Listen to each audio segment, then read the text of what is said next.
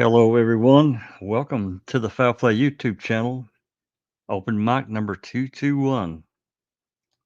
Hope everyone's doing well today. It's a pretty nice day here today. Not sure how it is in your part of the world, but hope it's been a good day so far. Early in the morning over in Aussie land, Doc and everyone, and all the way over in Europe. Your day is done and it's nighttime. So if you're from there, appreciate you coming along and listening to some of these interesting calls. Number one, I want to say hello to Cherie. I don't recall. How are you doing today? I'm good. And hello and welcome everybody to Open Mic. Thank you, Cherie. Yeah, looks like we've got a lot of our usual suspects that have continued on this little path here that we're taking. Listen to these key calls. Somebody asked me. Somebody sent me. I was talking to someone last week, and about adding this call, adding that call, and there are a lot of calls that I guess could potentially be somewhat important or a little bit more important. Where do you cut the line at? Because and it's nice to have the calls extracted in a list. I get that. I don't know. I don't really want to create a list, another playlist called relevant calls. But that's something that I've thought about doing. And that list that playlist wouldn't have to be extremely long, but um, there are still some calls that I've got lined up that I just haven't taken the time to actually make the video and get it in the key calls list. And I don't know if we'll get to it today. The Bushman call, radio call on November 7th. It's not in the list, and it needs to be. There's a few others too that should be in the list that I haven't got there yet. But if we get that far, we're starting on the 6th, the morning of the 6th. So if we get to the morning of the 7th, which we might, I don't know, what I'll do, I'll just pop over and play it out of the playlist. I pretty much know where it's at. I'm sure I've got it, or I can get to it really quickly. So anyway, let me pop this on screen here where we're starting at today. Um, this call here is Herman talking to Deputy Inspector Greg Shetter. And Shetter's talking about getting into the administrative office. It was don't want to put too much innuendo into this, but it was an interesting call just considering that, I don't know, just talking about, basically trying to break into that office to do whatever.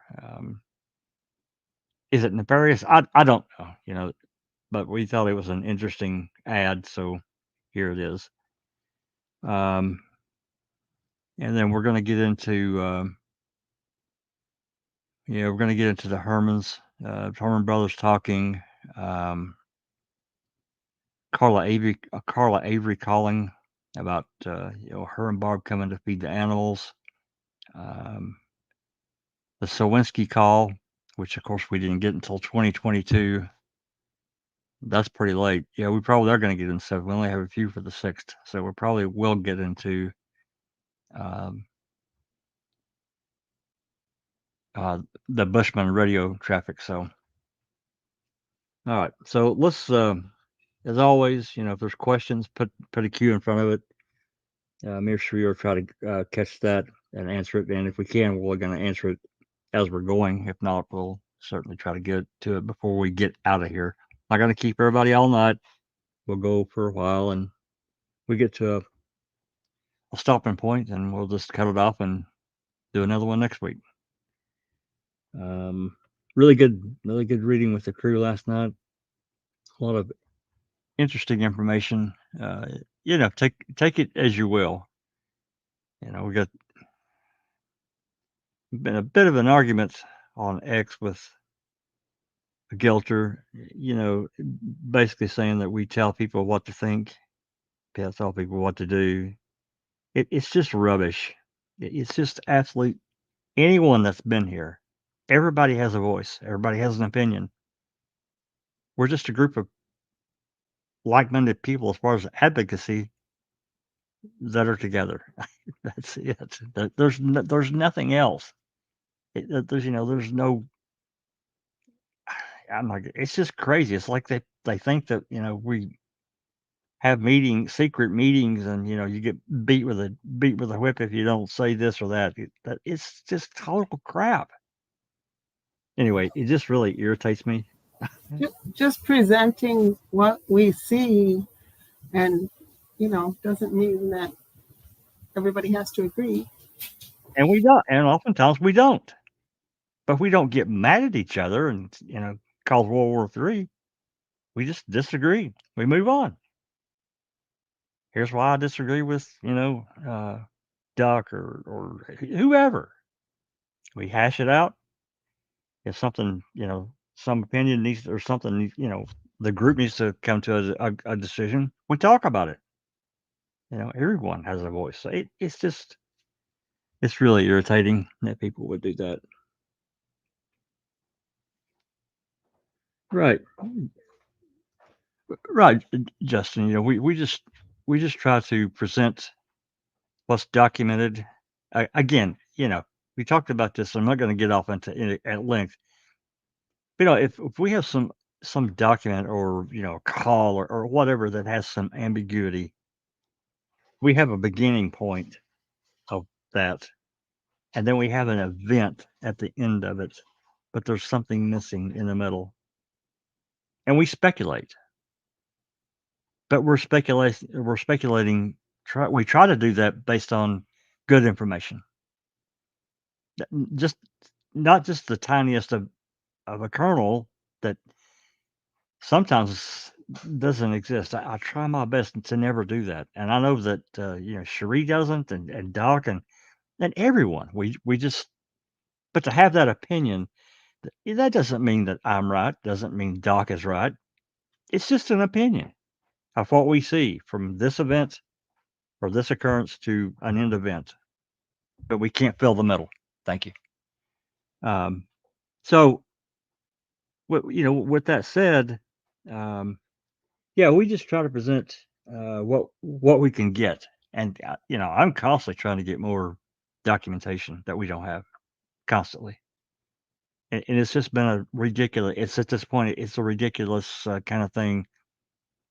Of you know, I don't want to say I'm flagged with 2 or 3 law enforcement agencies, not to just to give this guy a hard time, but I'm sorry, it's just the way it seems because to their own policy, 10 days, your request is supposed to be done. Done. That's enough time for someone in that law enforcement agency to look, make a determination. Number one, is it going to be approved? Yeah, okay, it's approved. Make a copy of whatever it is. Let the person know how much it's going to be. They pay, you ship. Or, it's a email or whatever. If it's digital, a lot of times it is. Um, I'm approaching, I looked the other day, I think on the, I, is today the 23rd? No, I'm sorry, it's not. 25th. Yeah. My oldest request in with the DOJ, I sent August 23rd, 2022. Still don't have it. Still don't have it. I've got 3 from last year, from February, 1 in February, 1 in June, and 1 in July. Still don't have it. I just sent another one a few days ago, another request to add into that list. It's just,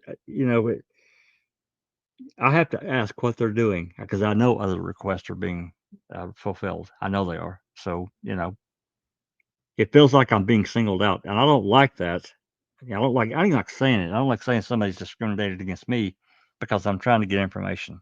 Not trying to give anybody a hard time, but come on, man, it's just ridiculous.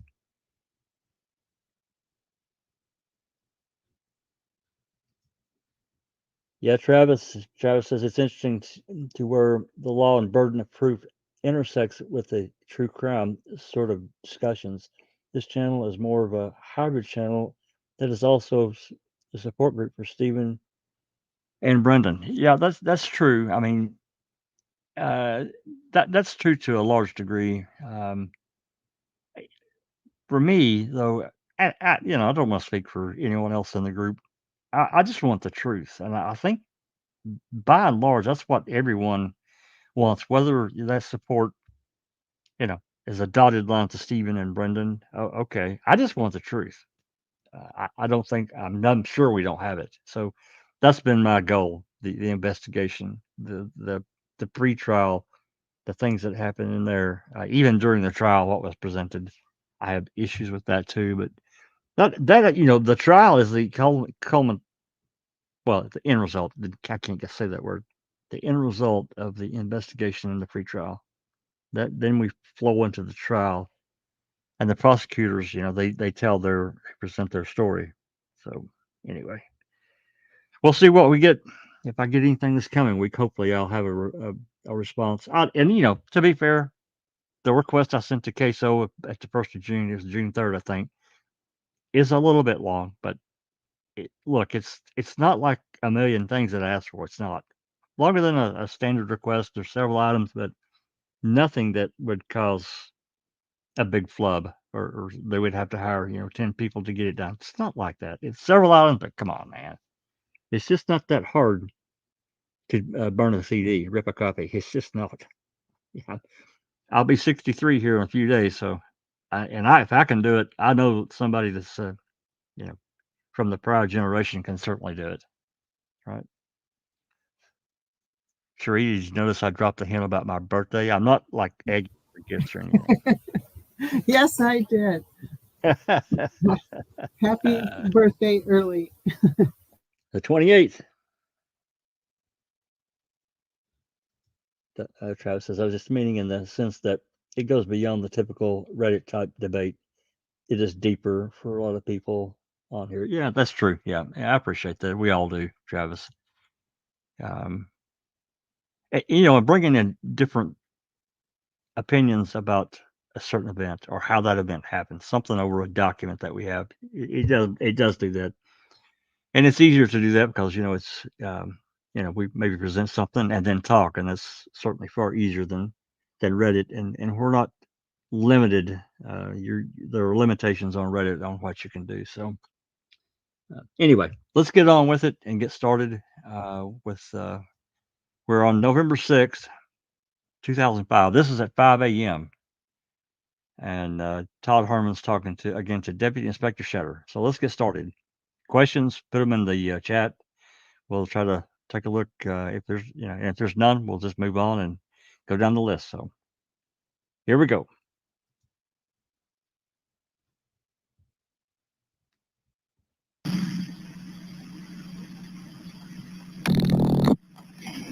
Lieutenant Herman.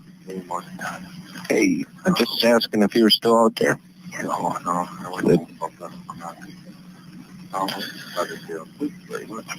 yeah. I think I'm gonna do. You don't have a key to get into. I can't get into the administrative block there. I can get in the office, but I can't get into. You can't get past the door. No. Okay, I'm gonna come in and I'm gonna get a credit card. But I'm thinking, right now we just have Scott out there, correct? Yeah, what is he, just security by the command post or what? By the command post, something. If somebody needs something out there, I want somebody from that on town. Sure. So I should work to get somebody for him at about 4 hours, 8 o'clock? Well, I told him I'd be out there at 7. Oh, okay. What's your staffing today? I'm down to 4. So I ain't gonna be much good here. I'm thinking what I'm gonna need is, when they were doing that log, today's going to be a real busy day. I think we should keep that. Mm-hmm. We'll need one person to patrol that entry point log. Let's shoot them to get there at, get somebody there at 7 o'clock. They have 6. So they could spare 1. Yeah. Consigned affiliation commander. Yeah. Who's the other side? Yeah. Brian? I need to get out of here. Get like 3 people. They're going to have some evidence text come in, which is fine. And this guy can be for running or chasing down police, whatever. So, oh, that is at 6 o'clock. Yep. No, it's 5 o'clock. Holy man, your calendar is off. See if I can, see if you can find somebody on their day off. Can work, you know, like probably be tell. Oh man, he is, yeah. Yep. Organize it for me. And then, and they don't know much, so you need somebody to go to this place or that place. No, I didn't think. Yeah, they're constantly asking them. Yeah. See if you can find another person on the day off. So two day off people for about 8 hours or more. Right. 10 hours. Clock. 10. If they can get there at 7, and then maybe let Brian sleep until 6:30, and see if he can get out there by 8. Okay. So give him a call at 6 and tell him, you know, I just want him to try to get some sleep. So. Okay, and 2 other people, I know Scotty mentioned you kind of want to keep some supervisors out there, but if you got Brian out there, you don't necessarily care who comes out? No, not for that. I want somebody to man the checkpoint, and then I'm thinking between Brian and the next one, you know, like last night they came up with an address on Xander Road. You know, we probably should have somebody check that out. Well, if Cal County needs to go there, they ain't going to know where they're going. Right. So I got a deputy I can send with them, and you know, they have a radio with our communication. How long was Cummings out there? She's on his day off, too. I mean, I'll start at the top of the list. Yeah, okay. He left, he'd be okay. The problem is that now when he gets his dog involved, that's the other thing that talk to people about. Right, are you writing some of this down? Yeah. At 6 o'clock, let's page that Great Lakes search and rescue. From when I left last night, they're under the understanding they're going to be there. My understanding when I talked to them was that call us when you need us tomorrow. So I think Sheriff Pago wants them there. Tell them they can be there. They can be ready by 7:30. The security, the command? Yeah, we only want the cadaver dogs. Cadaver dogs. I think you got 4 or 5. Yep. So you can. Did y'all hear that? Talking about Great Lakes Search and Rescue. I forgot about this. I remember this way back, but now that we've done a whole lot more material on the dogs, they only want the cadaver dogs, and not. Why would they want the live scent dogs too? The same reason they didn't want to, or they didn't worry about whether she was in the rat is my guess. I don't know. You know, they right. already know what's going on. That doesn't. That's so weird. They've got the dogs there. Why not use them, utilize them? They got the dogs and the handlers ready to go, or they could have, 7 a.m. or whatever. They let the cadaver dogs do their thing. The scent dog go get something for a live scent. Of course, we know doesn't happen until November 7, when Serafowski arrives on scene. Another a K-9 police officer from Kakana. That's so strange to me. Why you would do that? I don't understand the logic because they don't explain it, and I don't want to speculate too far down that road because I'll end up somewhere that's probably incorrect, and I don't want to do that. I just don't understand it. Did Sowinski have cadaver dogs or live scent? Bowski? Yeah. She had a live scent dog. Lupus a live scent dog. Okay. That's why that clip with her and Cam talking about ashes in the fire, live scent ashes in that. It had to be an extremely hot fire if this exactly happened. What they said would waft up in the air, land on that berm, and that's why the loop was going back and forth. And she makes the statement, "I found her. I found her." No, you didn't. You didn't. You didn't find anything. If you don't have a source, you didn't find anything. That's what's really key. That part of the, even a cadaver dog. I mean, they can detect decay, biological decay, but it could be from anyone. It's not specific. So if they hit on something, that doesn't mean they found, Teresa or Stephen or Brent or whatever. They've just detected decay. And then it's up to the forensic people to come in and try to find the something, whatever the dog has detected, and test it. A live scent dog, if they don't find the source of what they're tracking, it means nothing. They're just because as we found out more in this whole thing, a dog can sometimes, even when they're supposed to be tracking a scent that they've been given, another scent can take over and they get off of the original scent. It's happened. It's proven. So again, without finding a source of whatever loop was after on that berm, it's meaningless. But to me, it's just ridiculous that live scent cells in a 1,000, 1,500 degree fire, once you get about above, I don't know what the temperature is. I'm not a scientist, but I'm going to say a few hundred degrees. Whatever's coming out of that fire is not alive if it's that small, tiny, and wafting up in the air. It's been burnt to a crisp. There's nothing left. Right. Nothing. So anyway, I rambled on about that. It because it irritates me that she would be so bold to make that kind of a statement in a documentary. Right. Anyway, let me back this up. Couple clicks. We'll re-listen to that, and then we'll continue. We only want the cadaver dogs. Cadaver dogs. Wow. I think we got 4 or 5. Yep. So you can page them at like that gives them an hour and a half. Yep. Where are they mostly coming out of Spring, Tony? I don't know. So let me give them a little heads up too. Hold on 1 second. I think I may have their. I don't know if I still got the card in my drawer. Here, hold on. Let's get the.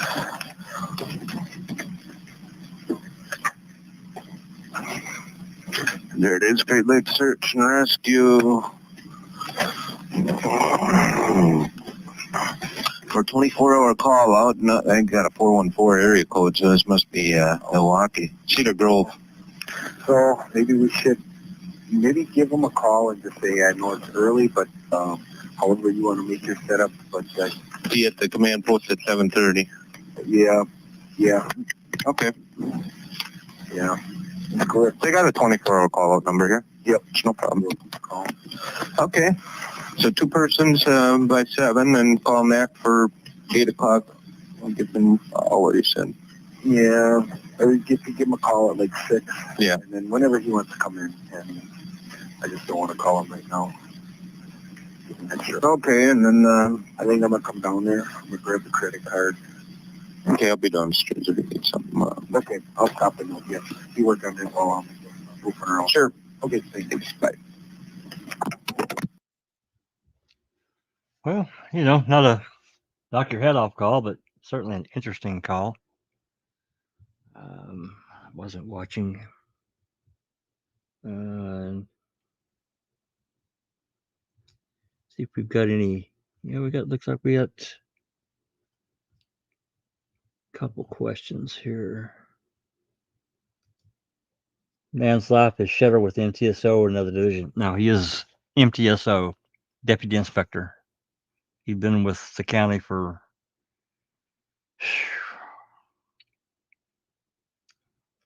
a while. I'm almost positive he's retired now, but don't hold me to that. But I'm pretty sure he is. And I can't remember when he joined the agency MTSO, but he's worked his way up to Deputy Inspector, so he's certainly been there for a while. Nan's life. Why does Shutter think that if Calumet is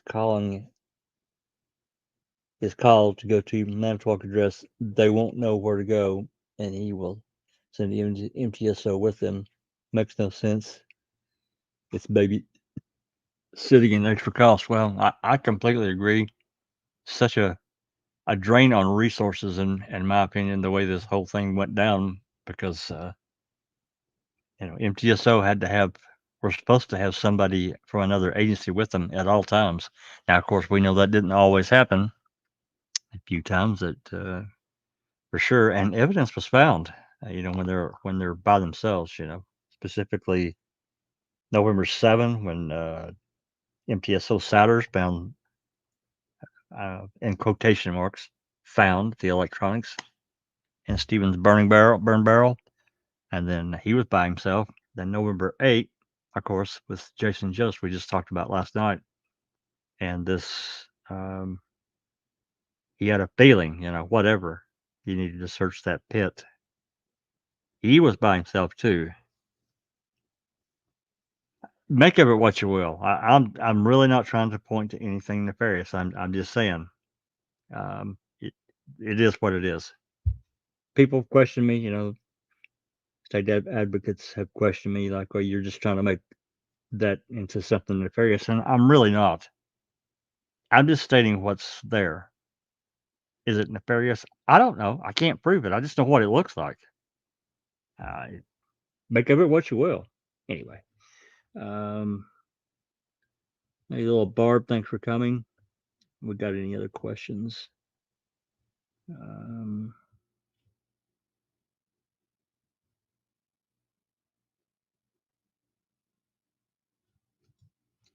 Justin, she made that remark at the time talking about Fauci.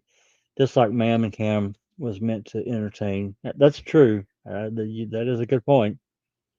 Us real true commentators just kind of side out of those parts, no doubt. Yeah, and I can't disagree with that. They both, as documentarians, they know they have to. It can't just be a surgical kind of doctor's eye view when putting together a documentary. There has to be some level of appeal, entertainment, whatever. So, yeah. Jazz knows it was irresponsible of Kim to do that, making it sound like Luke was looking for both. Yeah. Yeah, I can't disagree with that either. But again, I just think that Sean Rick just maybe just got so wrapped up in seeing things a certain way that he just let a more extreme view take hold of that documentary. And the truth is that Cam could have been as successful as Making a Murderer had it been put together properly. Again, this is just my opinion. I know what I see in it and how it affected how I want to watch that. I have no interest in watching it is to say, Jack, could you rewatch Making a Murder? Yeah, I absolutely could, because I can take it in. Jack, do you want to sit down and binge watch Cam? No, it's just not appealing to me. No, and I'm not saying that because there's such negativity about Stephen and Brendan, but that's not it. It's how that negativity was presented. Of course, those of us been involved, we knew all.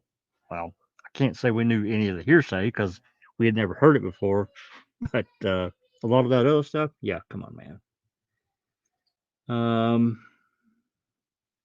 Hey, there's my partner in crime, the Doc Club with Jeff. If anybody out there that likes documentaries, Jeff and I have started this other adventure talking about some older documentaries and then moving into a lot of the newer documentaries, dissecting them. It's not a real deep discussion, but this is something that we started doing a few months back. It's been a lot of fun. But it's also, rewatching a lot of these documentaries. They're just tragic. They're just tragic, man. Flight MH370. It's just awful because in the end, we don't really know what happened to that flight. 239 families and all these people's friends looking for answers, and we have really nothing. It can't be explained. We don't know what happened. For sitting on the sidelines, that's one thing. But if you're a wife or a husband or brother, It's horrible, and these people were sideways with grief and anger. Anyway, join us on Monday evenings or afternoons or wherever you're at. It's enjoying the discussion. It's been really good. Anyway, let's I digress. Let's move on. This next call, let me get it queued up here. Where am I at?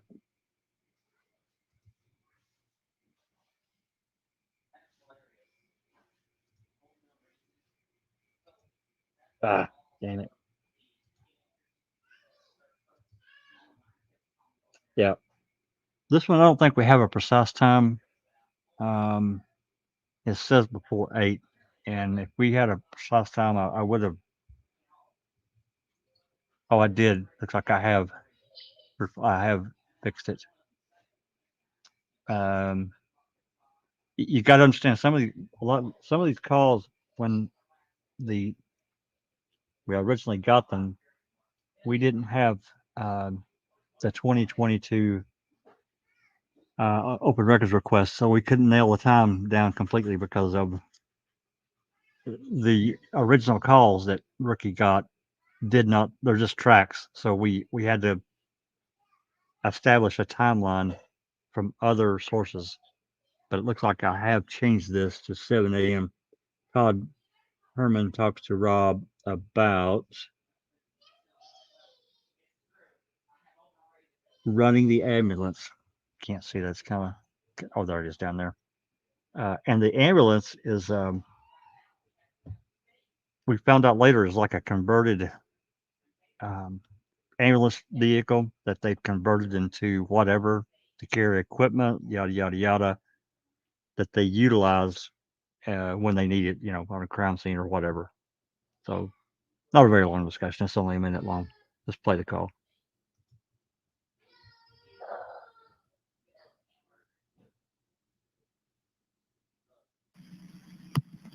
Hello. Hey, Todd. I'm thinking maybe what I'll do is see what you think. Have John come in early, and I'd like you to maybe come out here and this ambulance, you know how to run this thing, right? Sure. I mean, how to fire everything up. We lost that tent, so I'd like to get some heat in here. We got the trailer and the command post. Okay. Make sure this thing, if it needs gas, maybe I'll have you run it, get gas and stuff like that. And John can do the shift commander duties, and then you can come out here. Max should be, he figured he could get to the office by 0800. And then, so, what time you want me up there? Whenever you can. John said he'd probably expect a call and whatever. Or, yeah, why don't you do that? That's fine. You tell him to just stay at the sheriff's department, and then you can head out here. Sounds good. And then whatever I need from you, then you're handy as hell that way. So, all right, thank you. You're welcome. Bye.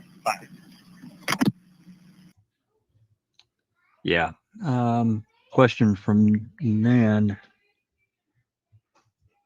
Is there a log sheet showing mileage and travel of the ambulance? Well, I'm gonna bet that there probably is an internal one, but it's anyone that's listened to the Calumet calls. We have Gold Cross, which is an ambulance service within the county that has a contract. They always report mileage, and and a lot of those times that's captured in a call where the ambulance driver will call and say, what time was it? When I started, here's my, what was the mileage? Because they'll give that information when the call comes in, and the ambulance will report that, and then they get the end time, then they'll report their end mileage. This ambulance is not like that. It's converted. So I would imagine, Dana, that there's probably some internal log that they keep track of, but as far as it being public, I've never seen it. I've never even seen it listed, and I'm gonna bet they have to do that with the cruisers too, on a daily basis. Officers have to record their beginning mileage and their ending mileage per their shift. I'm sure that's just kind of a standard thing. I think most departments do this so they can, make sure that some officer's not making a run to wherever during their shift. So, but for this, it being a utility vehicle, basically, for the sheriff's department, I'm going to bet they do track it, but as far as it being public, I've never seen it.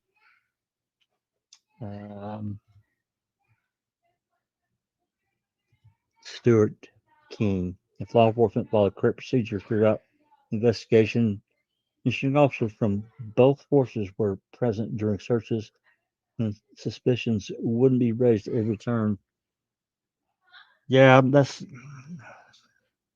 where a lot of problems and the ambiguity is for us, because we have this, because of events that we know happened, we have this untrusting thing, and I hate to call it bias, but it is. So when these events happen, especially one that's weird, it raises my hackles. I know it does for a lot of people. Is that fair? Well, I guess that's up to the individual. I can't. For me, I think it's fair. I can't say that for Cherie or Doc or anyone else in foul play, or anyone else out in the public. I can't say that for you. You have to look at it how you view it. I just don't, and from my experiences and what I've seen, what I've learned, yeah, certain events they raised my eyebrow. I was like, wait, what? You did what? I hate to bring up the simple call again, but I have to, because it raises so many questions for me because of what he said and what we know wasn't reported, unless there's some ledger that they've kept hidden that we've never seen. So yeah, I can't disagree with you, Stuart, at all. Okay, let's move on. Next call. Let me cue it up here. I'll pause it.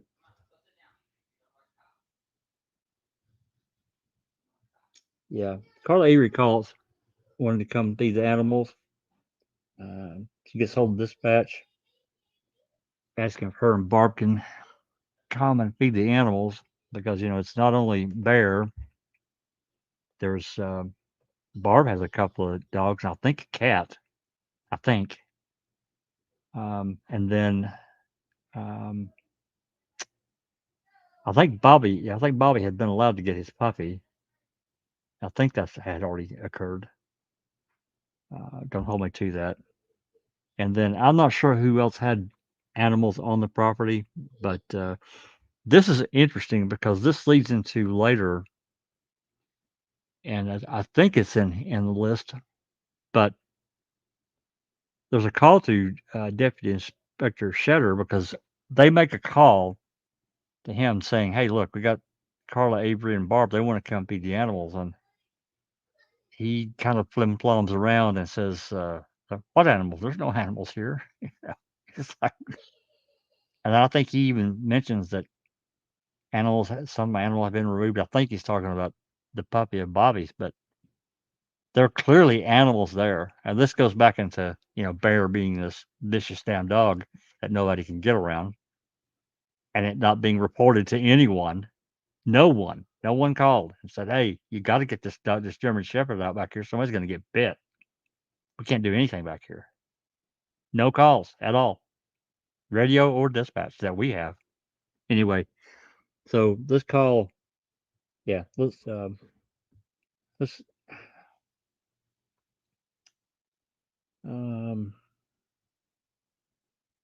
yeah, Andy cleaned this up for us. I can't remember.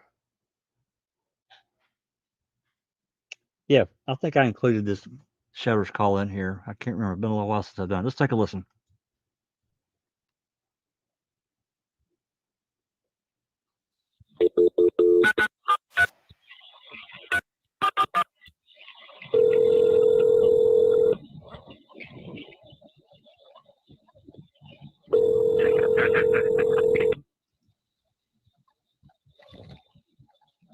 Sure. Hi, Mr. Shutter. It's Kathy again for dispatch. I have Carla on the line again. She said she was the one that came out yesterday and picked up the animals.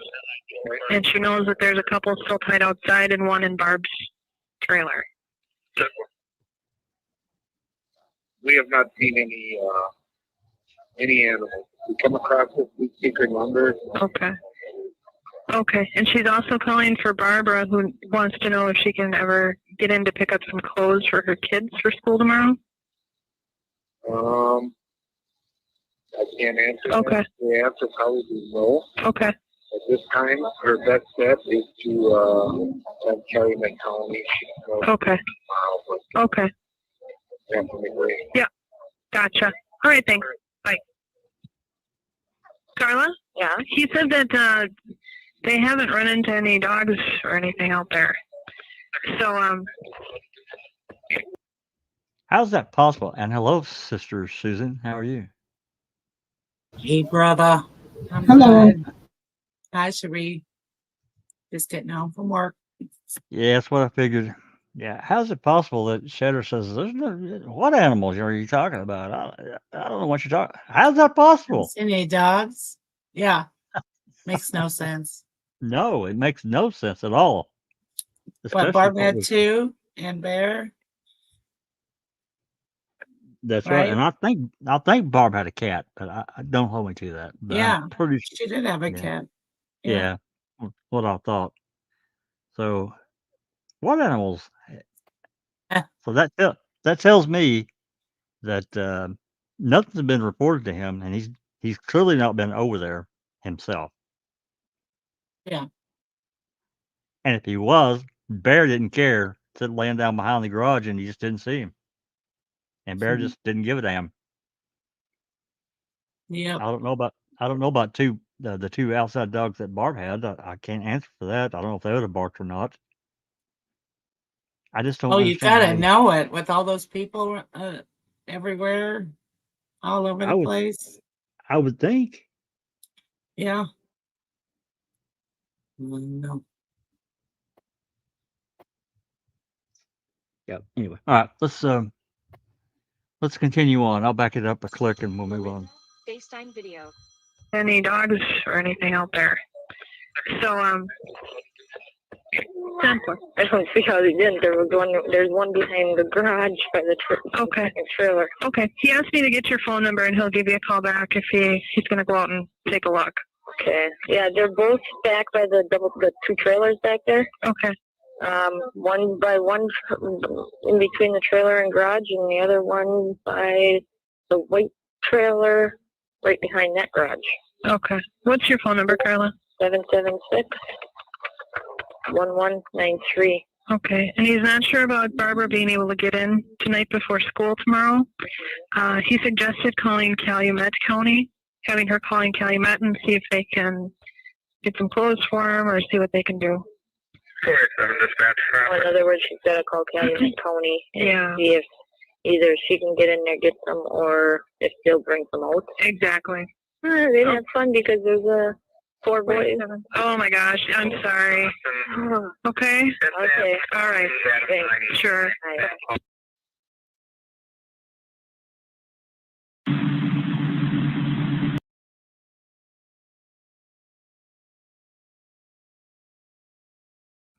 Oops, sorry, I muted myself. So, interesting call. The shutter doesn't know what anyone's talking about. What animals? You crazy? So, and then not being able to get close for the boys.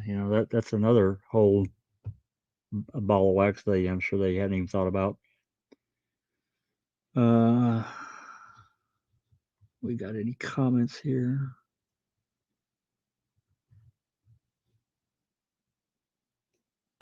I just looked up, and you're right, Greg Shutter is retired. It looks like he at a meeting, a county meeting in January 2015. It said he was retiring. Yeah, I thought he had retired. He'd been there for a while. So anyway, all right, let's move on. This next call is the Sowinski call, of course, and just to I want to make sure everybody understands why we don't have the second part of this call, because it is confusing, because we do have other calls that are connected. Okay, so somebody calls into MTSO or CASO. They want to talk to whoever. That person's not there, but they're out in the field somewhere. The dispatcher calls that number, gets them on the phone, and then transfers the call that came in to that person that's out in the field somewhere. The connection is broken. The rest of the whatever they talk about is a new connection. And it's away from MTSO or CASO. It's not recorded. If it's internal, somebody's there, yeah, it can be recorded. We see that numerous times. Saw it with the simple call. We see it with several calls between Wiegert and Remaker, and there are other calls too. Pam Stern called. Paga was there. And she talks to him and Wiegert. So if it stays there, it's fine. But if they have to transfer that call out, the connection to that agency is broken, and a new connection is made, and we don't have that part of the call. It's unfortunate, but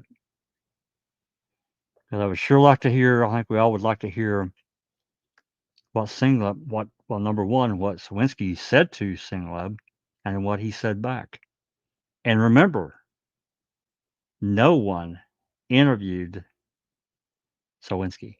They interviewed people all over the place around that region. They did interviews. And they also interviewed people that had come to the salvage yard just to buy a part or whatever. Interviewed them too. But Sowinski was not interviewed. Make of it what you will. I just think it's kind of odd. This guy calls and says, "Hey, this is what I saw," and no one goes to talk to him. That's really strange to me. So this call's not that long, a little over a minute, and then it cuts off. So let's play it.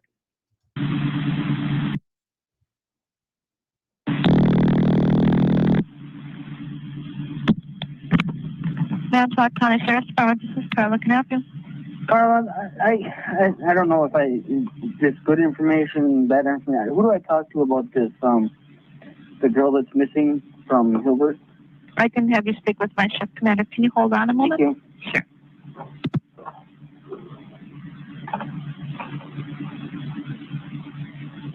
Hang on, I'm going to transfer to the shift commander. You'll be speaking with Sergeant Singlab, okay? Okay, thank you. Mm-hmm.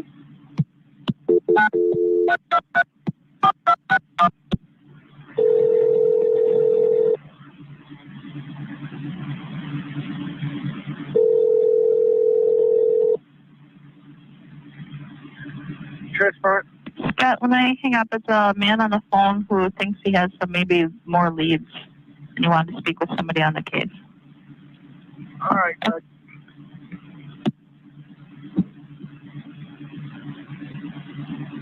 That's it. That's the end of it. Makes the connection. That connection is dropped. Unfortunately. Make of it what you will. And of course we have of course his affidavits and so forth. Anyway, let's anything we need to talk about before we move on.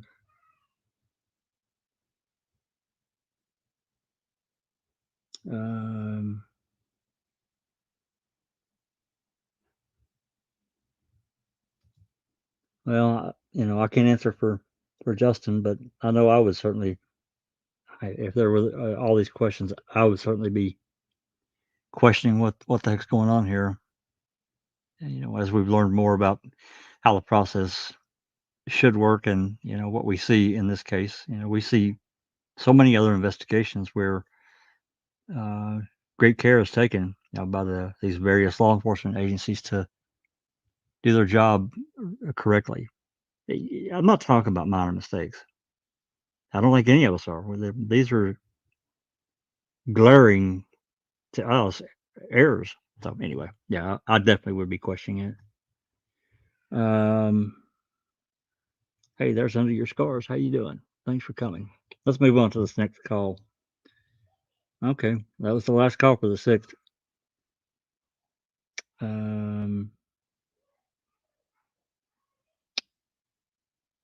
Yeah, this is when Sam talks to. I'm gonna queue this one up and I'll pause it.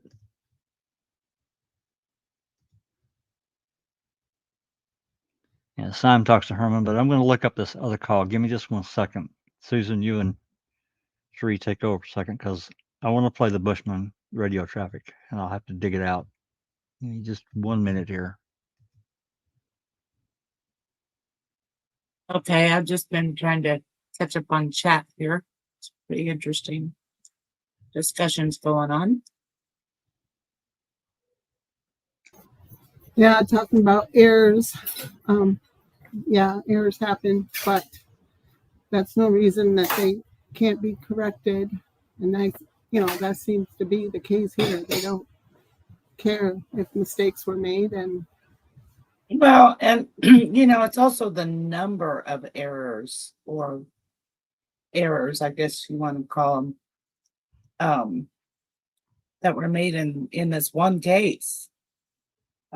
There's a whole lot of them.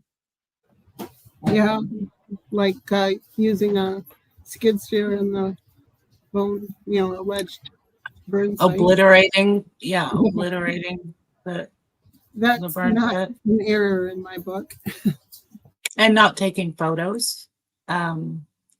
I mean, there's a lot of big errors that it's hard to call them errors. When it's just, it's routine stuff. I mean, it's a 101, detective 101 kind of stuff that, with silly explanations Yeah. that don't cut it in my book. If it was, 1 or 2 or even 3 little things that, oh, well, we must handle that, but it's not. It's so much in this case that's mind-boggling. That is so true. And I found it here. It would take me but a second to find it. And as you can see, on the screen, this is basically how we got the calls, except all this stuff here was jumbled up so we separated it out so it's readable. This is a radio traffic from Bushman at Cuss Road. It's not very long. I'm not going to play the entire thing because he's not on it's radio traffic, so it's not just him, but the beginning part is. So this is one that I'm going to make into a key call. I just haven't done it yet, so I'm going to play it right quick, and then I can talk for a minute, and I'll put the other back on screen. So here we go. 752 to 496. Rod, we're almost at the end of Cliff Road. Should be a squad down there. I don't know who's sitting in it, but bring an investigator down here. We got some items that should be clear. Got it.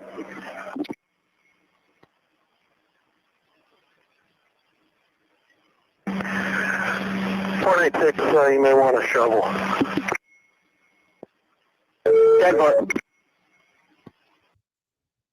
And that's it. Got some items basically need to be checked out. And oh, by the way, bring a shovel. So they clearly found something. There's just no doubt. So take that as you will. And you guys can talk again for a minute, and I'll get this other back on screen.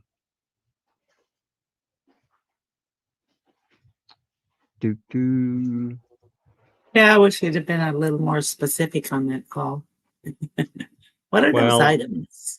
Yeah, I mean, they're generally pretty evasive anyway. Yeah. I know.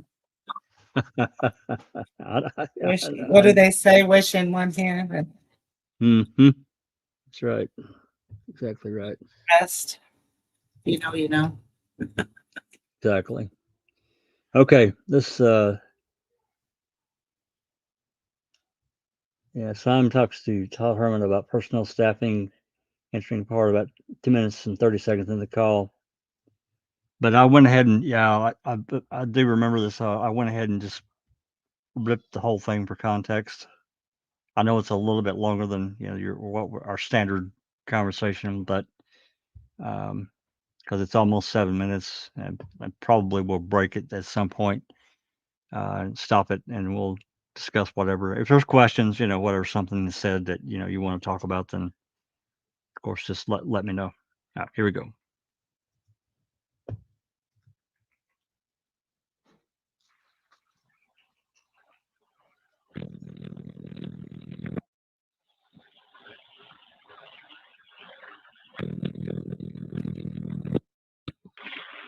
Lieutenant Syme. LT Syme. Hey, how are you doing, John? Good question, Todd.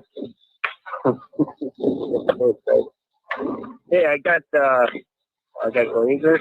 Yeah. And Saraki out here. Yeah. But probably about 4 o'clock, I'm gonna need relief for them. I'll need one guy. One guy? Yep.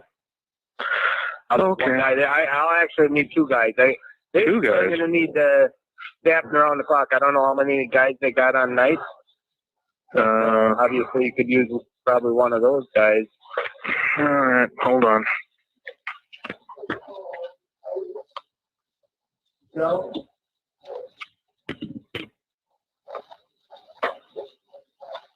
You might want to hit.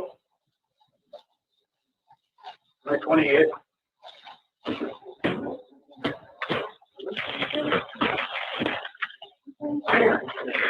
Okay. Go ahead, Todd. You need, at what time, $1,600? Yeah. This guy's sold 744. Yeah, I think so. I don't have the numbers in front of me. I think that's his number, though. Yeah, 744 with the Garso. I got to check with him, see how long he can stick around. All right. So I need one at 4. Okay. For sure. And then I'm going to check with Garso here if he. And how long are you going to need him at for?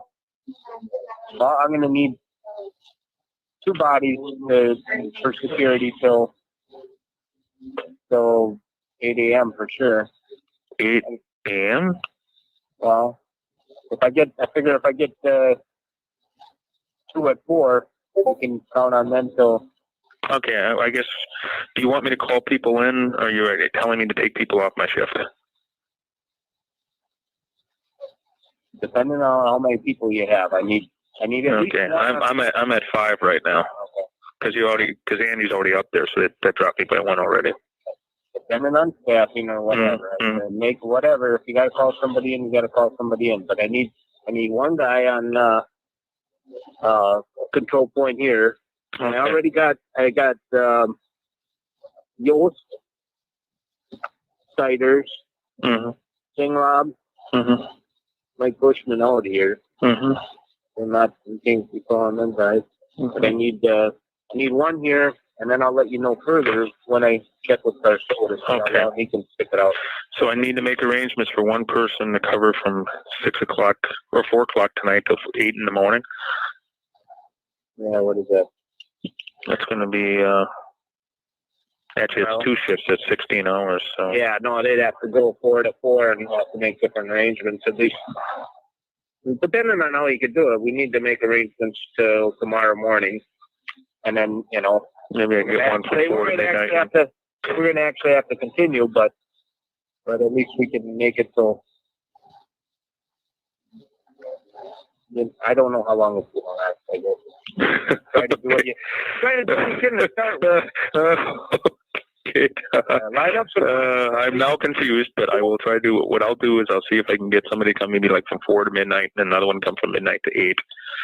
And I'll start calling around and see if I can get it off.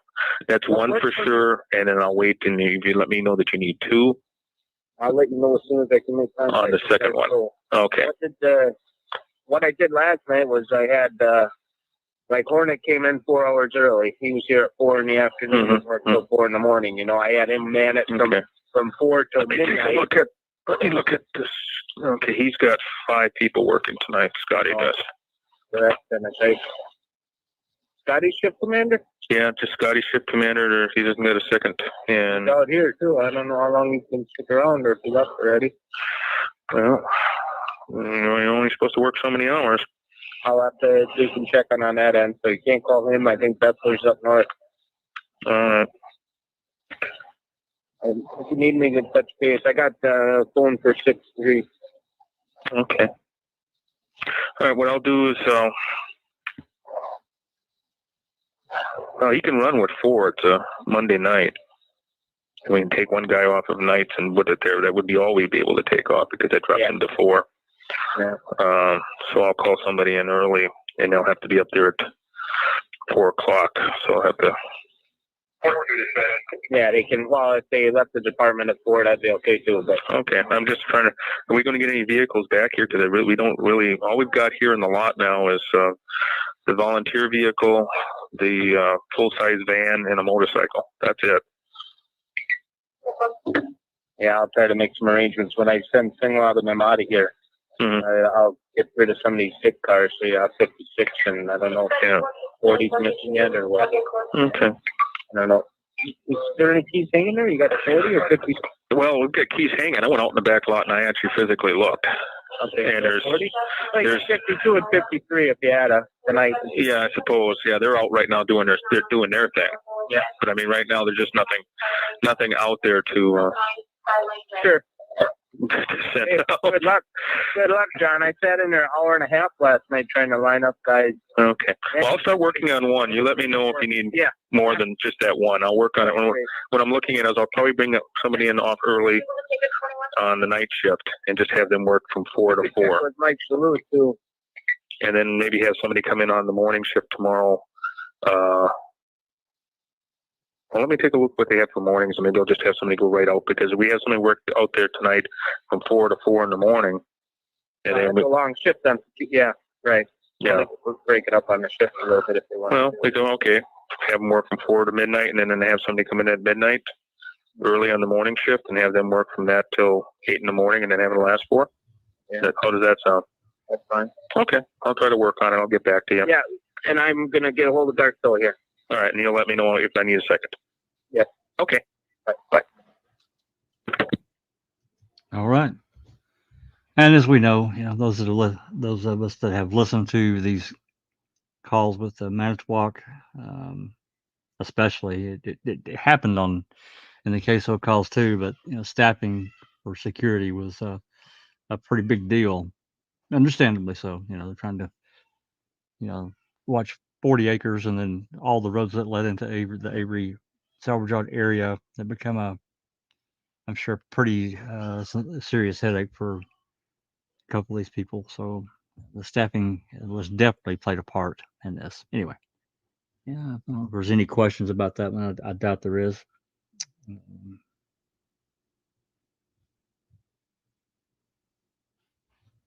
I'm not sure what the conversation was going on in the chat. I couldn't keep up with it.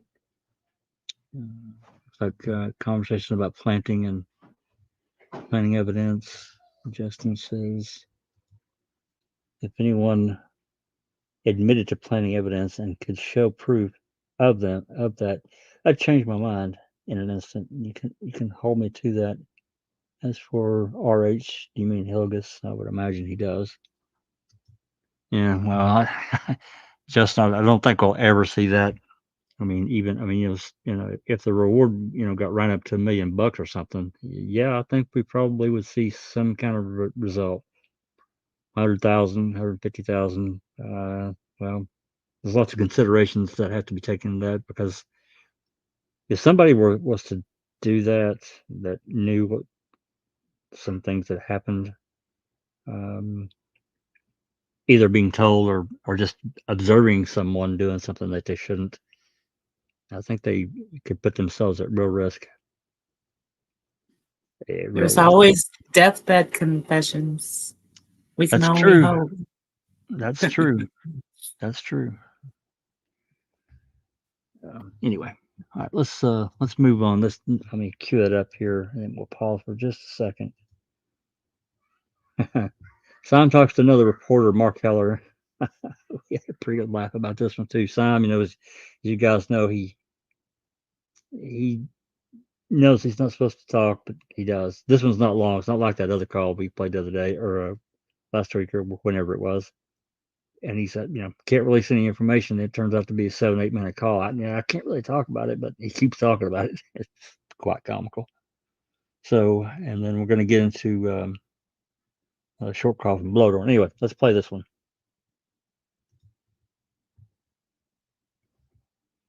Lieutenant time. Hi, Mark Heller here at WTRW. Hey, Mark. Long time no hear. I just came into the building, so I don't even know what's going on to tell you if there's anything going on. So Bob Petrosky just rolled into Phil Rohr, said they found a body. oh, well, yeah, that's they may have. I don't honestly, God, I do not know. I just walked in the door. Well, So, can you check with someone and get back to me? only if I can release it. Oh, sure. But I honestly do not know. Yeah, but, I mean, that's news to me, and I had just talked to the morning shift commander, and he didn't hear anything either. So, You know, and the rumors are flying so fast. oh, I'm sure they are, and We got the other story on Andres Fuentes Martinez picked up about 45 minutes ago. So. oh, I didn't know that one either. Well, City got him, huh? yeah, I guess. Just outside the city limits, though. So maybe you guys had something. Maybe we did have something to do with it. Again, that wasn't passed on to me either. I'm getting more information out of you than you're getting out of me. Well, the rumor that we heard on the police scanner at 9:30 this morning, bring the Mishkat ambulance out, and that could be somebody cutting their thumb off with a chainsaw for all. Yeah, or they could be staging because they were doing area searches, and they just wanted to make sure in case somebody gets injured, do an area search too. Sure. And then the Petrosky thing at Phil Rohr's about 10 minutes ago. So you give me a call back at 794-1800 if you can call me back. Hold on, let me hold it. Sure. Let me write it down. Yeah. And it'll all depend on the DA if he wants to release anything or not. What is it again? 794. Okay. 1800. 1800. Okay. Appreciate it much. Sure. Thanks. Bye. Yeah, that's why that call's there, because this guy, this Mark Heller reporter, has heard that they found a body, which of course it raised a lot of eyebrows for us. If this was something that was put out on the scanner, I don't think we really it's know. weird because it's Cuss Road Aid. That's right. That's exactly right. Yeah. Because here we are at around noon on the 7th, and the call from the radio dispatch from Bushman's at 10:30 roughly, maybe 10:33, somewhere around there anyway. So yeah, this being around an hour and a half later, I think I've got in the notes there that we don't know, because this was in a range of calls, over a certain range. We don't know the exact time, but we do know it was somewhere around noon. So, I don't know. It's an interesting call, and certainly we didn't hear anything on the scanner. Therefore, we have radio transmissions about anything about a body. Of course, that doesn't really mean anything. They can Manitowoc did whatever they wanted with their it's certainly an edited group of material that we got, because they called out pretty much anything that wasn't related to this case. Well, Baba Sheeny, thanks for coming. Haven't seen your name before, but yeah, Lieutenant Syme, he sounds like somebody that he just likes to talk, man. He's but being a lieutenant, he really needs to be careful about what he says to a reporter, because unless they have a personal relationship and he tells him things off the record that you can't really use, but to just give him a heads up, that's one thing. But this is the other guy that other report he talked to was Kirchner, and he's a well-known. I'm guessing this other guy is too, but the Kirchner was a well-known reporter in that region. So from Nansouth, Bill Rohr, and then as I'm guessing, as in Judge William Rohr.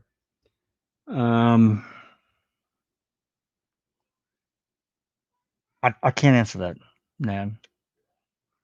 They're at Petrosky's, and Petrosky's some guy that I can't remember his everything, but I know he owned a car dealership or two. Pretty wealthy guy. But I don't know about this other reference that you're talking to. I can't answer that. I'll look into it a little bit, see if I can find something. I know that I can't remember if Tim Tedious or somebody else did some digging into this call, pretty heavy digging, and maybe something on Reddit. I'll see if I can find it, because it just seemed like there was something that got said, but I can't recall what that was right now. I'll see if I can find it though.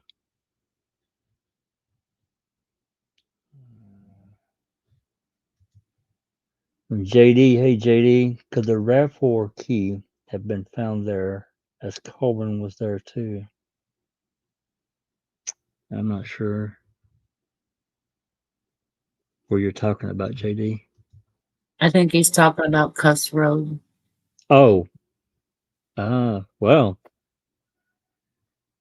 I don't know. I'm convinced they found something there that has never been reported, not officially anyway. Just an opinion.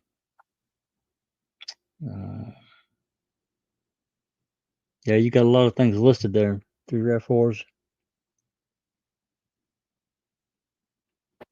Yep, audio from the 4th, full unedited interviews, all the missing photos, including Cuss. Yeah, there's a laundry list of things that we either can't get or seems to have disappeared or was given away. It is what it is. Make of it what you will. Form your own thoughts and opinions about it. I know I have, and I don't expect anybody to believe what I believe. But anyway, let's move on. We're about an hour and 15 minutes in, so let's do a few more here. Okay, this next call is Blodorn. I don't remember the substance of this call. Let me cue it. Blodorn's roommate calls in to say he has a receipt that he wants to send in. Okay. Let's take a listen. Cammie County Sheriff's Department. Hi, I'm helping with the search for Teresa Holbuck. Mm-hmm. And I'm actually a roommate, and I've got a receipt for something that I need to get to, like Poggle or. Keith, you want to drop it off at the sheriff's office? What's that? You can drop it off at the sheriff's office. Can I fax it? Yeah, fax it 849. Oh, yep. 1613. 1613. Yes. Okay, thank you very much. You're welcome. Bye. And before anyone asks, I don't think we know the substance of what he wanted, what this receipt is that he faxed in. Don't know. And I'm pretty sure that someone did request whatever that was, and I think that request was denied, but don't hold me to that. But I'm pretty sure that's what occurred. All right, so let's queue up this next call.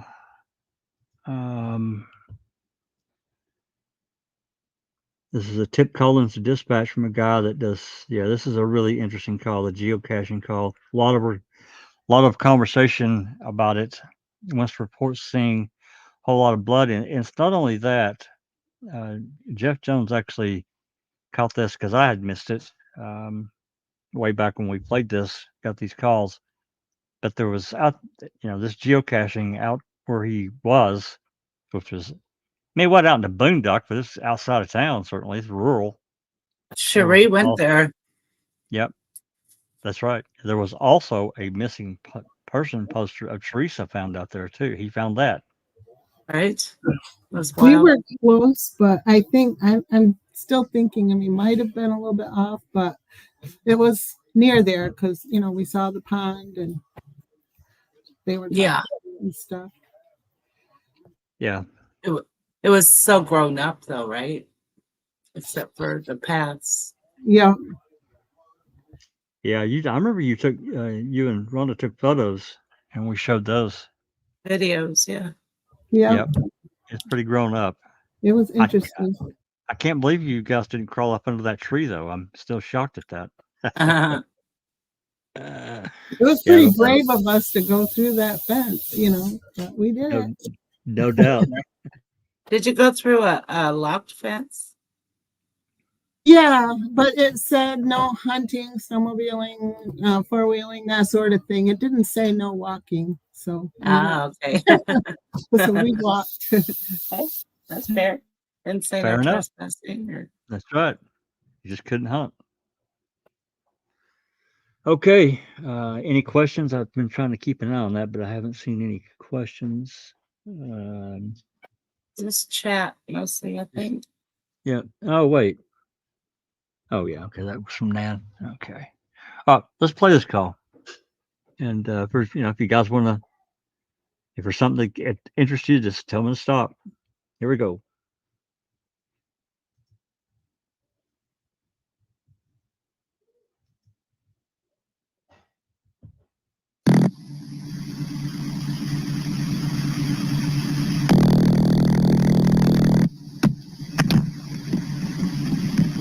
Sheriff's Department, Michelle speaking. Hi, Michelle. My name is Tom Poza. I called Brown County Sheriff, and they directed me to Calumet County. This is about that girl that they're looking for. Uh-huh. Are you familiar with geocaching or what that is? I'm sorry, with what? Geocaching is like a worldwide little treasure hunt. People put trading trinkets and things and post coordinates on the web. No, Okay, well, to make a long story short, I was out looking for one of these buried or hidden treasures this weekend out by Point Beach by the Manitowoc School Forest. Mm-hmm. We found a cache out in the middle of a swamp area with a pond by it, and by this cache was an awful lot of blood. And I didn't really think much of it at the time. Like, we kind of thought that it maybe was a deer blood, but now that I'm sitting here thinking about it, I don't think it was. There was usually somebody gutted a deer out or something. Yeah, it would be entrails or something. There was nothing there. And it was, I don't know, I was just kind of laying in bed thinking why that was all there. And then when we were leaving, there's kind of a dirt road back in there, and there was a picture of her sitting there. And I just kind of, I knew that you guys were looking for her, but I didn't really think anything of it until just now. That I have coordinates to the geocache. Oh, okay. The geocache is buried underneath like a big cedar tree, and there was blood. There was a big root that came out of the bottom of the cedar tree. There was blood all over this root, so much that it could stain the wood. So there was a lot of blood. Okay.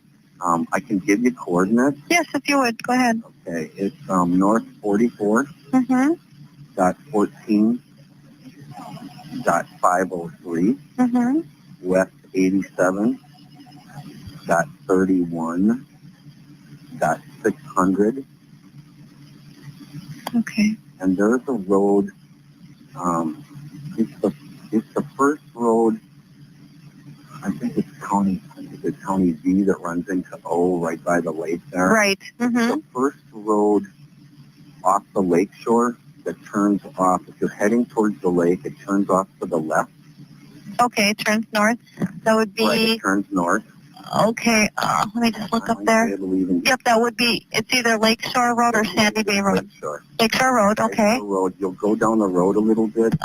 And it's kind of towards, I don't really know how far that school forest goes in, but there's a big gate, and there's an iron gate across a little road that goes back by this pond. It's back along that pond.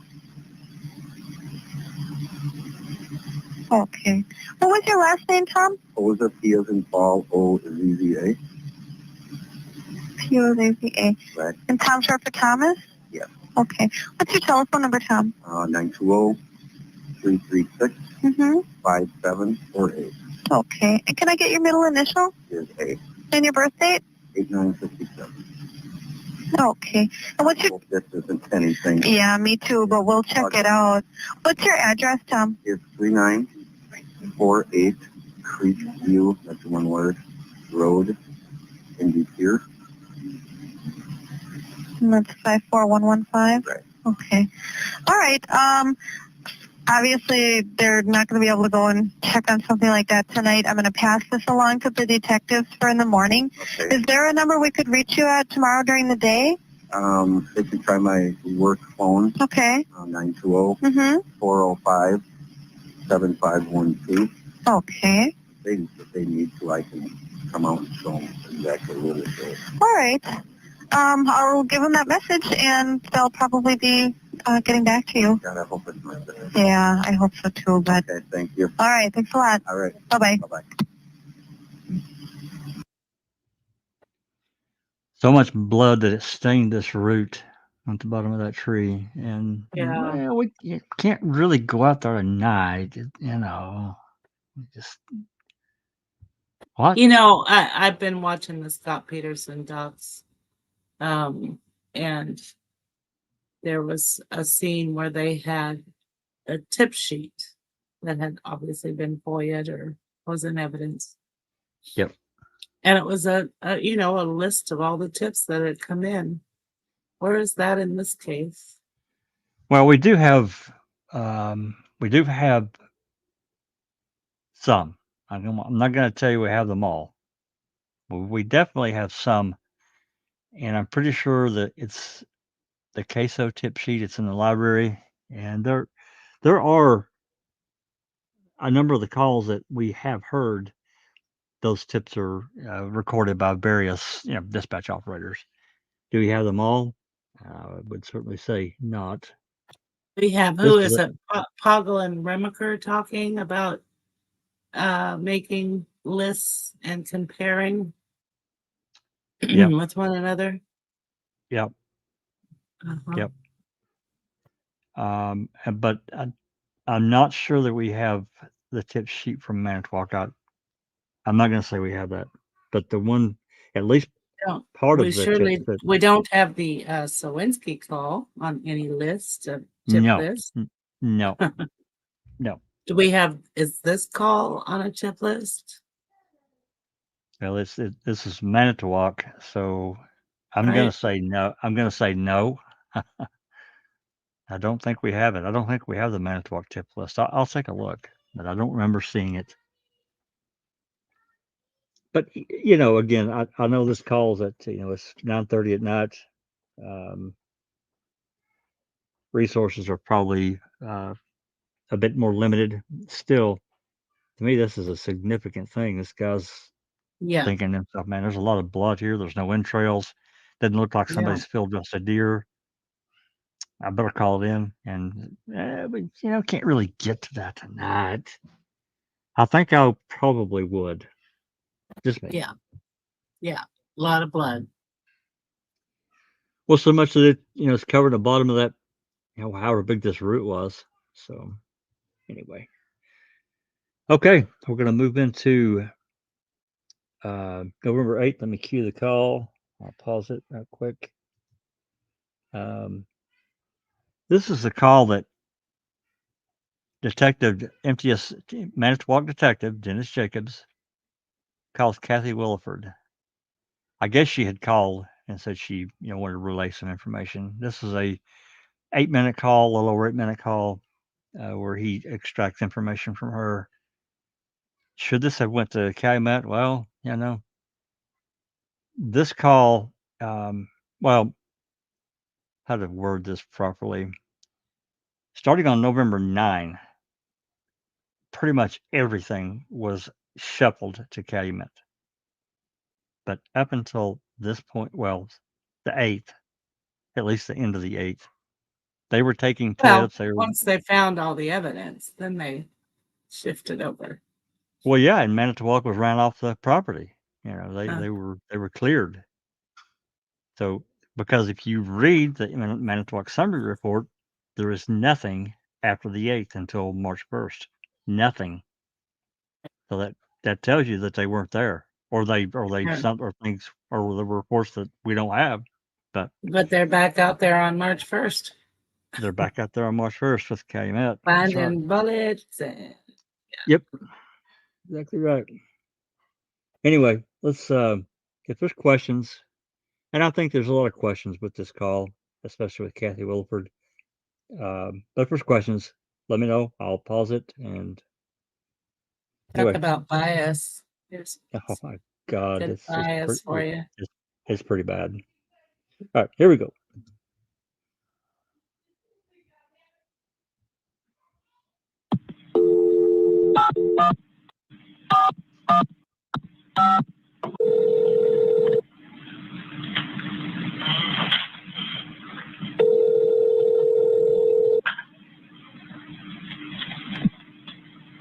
Hello. Hi, is Kathy there? This is her. Hi, Kathy. My name is Dennis Jacobs. I'm a detective with the Sheriff's Department in Manitowoc County. Okay. And you had called that you had the same job as our missing lady? Yeah. Okay. And I'm just gonna step outside here. sure. I'll be back. So you can go ahead. I'm just gonna get outside. Okay. Let me just get a couple of things before we actually start here.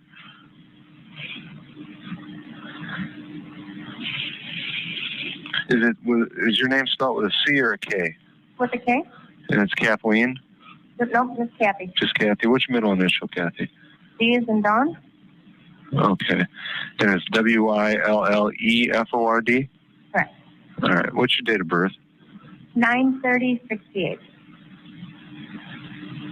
And what's your home address? N is in Nancy, 3126 Deer Creek Court in Waldo. What's the zip code in Waldo? 53093. Okay. And then I got your home, and your home is 528-7755? Correct. Okay. And you had some experiences out at the Avery residence? Well, you know, I used to work in law enforcement. The only reason I'm calling is because I feel like I should. Uh-huh. And I don't know if anything I have to tell you will help, but I thought it was worth a shot. So, Okay. In January 25th, I got a fax from Auto Trader telling me to go up and take a picture for Mr. Avery. I went up there, went to his residence, and I just remember, out of all the things I've ever done, I just felt real uneasy driving in because it's so remote out there. Right. And then the junkyard, and there were dogs barking. Right. So anyway, I drove in, saw his car that I was supposed to take a picture of. I think it was a Cutlass or something similar to that. Uh-huh. And he didn't come out of the mobile home, so I went up and knocked on the door and came out and I took the pictures. And he hadn't written up his narrative for the ad. Okay, hang on just a minute. I'm trying to take notes. Oh, sorry. So, okay. So you went up to the door? Yeah, I did. I turned around and parked, and I think he had a pickup truck. I think he's got like a little shed off to the left. Yeah. He had a pickup there, so I pulled by his pickup and turned around facing out and parked. Okay. I went up to the door and knocked. He came to the door. I explained who I was. I was from Auto Trader. I was there to take a picture of his car. Uh-huh. So it was winter, so he started up to warm it up. And while it was warming up, I said, I also need the narrative description of the car for the ad. Oh, I forgot to do that. So he went back in the house and started to write it, and it took him forever. I don't know why, but it just took him a really long time. So I took my pictures, went up on the deck, and it was pretty cold out. And I was standing on his there's like a wood porch in front or back or something. And I was just freezing, but I was standing out there, and he came out and opened the door and said something to the effect of, well, why didn't you come inside because it's cold out? And I said, well, I appreciate that, but we're not allowed to go into residences when we do these. I mean, it just didn't feel right, and I could kind of see into the mobile home, and there was garbage, and if I remember correctly, there were like empty liquor bottles and stuff, and I thought, it just doesn't feel right. I didn't recognize his name at all, which is probably stupid on my part. Well, that happens. So you stood outside, and he finally came back? And when he came out and asked me to come in, I said, no, thanks. I went in the car, he started my car, and then he came back out and gave me the narrative. And then right before I left, he said, well, if this works out okay, I'm going to call you back because my sister I thought he said she owned the junkyard or salvage yard there. Right. And she has a car that she might want to sell, and how can I get a hold of you? And I said, well, you just call the main Auto Trader number, and then, they'll get a hold of me. He was like, okay. And I took off, and I don't know, just gut feeling was not good. I drove out of there fast. It just sticks out of all the pictures I've done and, everything I've done in law enforcement. It just didn't feel right. So. Okay. And then Teresa actually came to my house in June and picked up all my, my fax machine, all my equipment and stuff. So I only met her the one time when she came to get my gear and stuff. So I just felt bad when I heard it on the news. I don't know if it could help you at all. So she's only been doing this since June? No, she worked prior to that. She covered Brown County. And then in June, when I quit, she was also covering my territory, which was Sheboygan, Manitowoc, and Calumet County. So she was working prior to that, but now they just gave her a bigger area. Okay. Alrighty. The only reason I'm even telling you this is because it just makes me think that when they called to have her come up, they knew a woman was coming up. Sure. Okay. So I don't know. I don't know much about the case, but I hope if it's something with that family, I hope you get them. Well, we hope so too. I don't know. I just did not get a good read on him out there either. I feel really bad for her. I feel like in some ways it could have been me, and I'm glad I never went back on the second call. Okay. I got to pause it here. Remember the convicting a murder trailer and had her crying, "It could have been me." I remember it. And Stuart made a good comment, and so did Nan's life. Stuart says, so Stephen was polite and offered for her to get out of the cold, and that makes him suspicious in her eyes. Ridiculous. Yeah, because unless you, well, no, this shouldn't make him suspicious, but I understand why they wouldn't go into somebody's house, trailer, whatever. House or trailer or whatever. Yeah, I wouldn't either if I were her. And, I probably wouldn't either. I think this is all just she came Piling up on. with this totally after the fact, way after the fact. And it's such bullshit. Well, it's hard to explain until you've lived up here and in the middle of winter in January and the wind's blowing 40 miles an hour, whatever. It's cold. I can't explain it to you. I've been in cold weather before we moved up here, but it's different, man. It you can really freeze your ass off very quickly, even being layered, Right. depending on how hard the wind's blowing and how cold it is, snow on the ground, Anyway, I think he was just being polite to let her get in the cold while he finished up. Yeah, sure. I do too. And then, but she kept saying, I just didn't get this good feeling out of it. Like selling the story. I don't know, something weird. And I hope you get them. I hope you get it.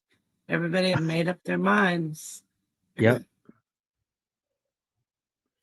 I mean, they did find her RAV on that property, but there's a lot of people that live on that property. That's right. It was open too.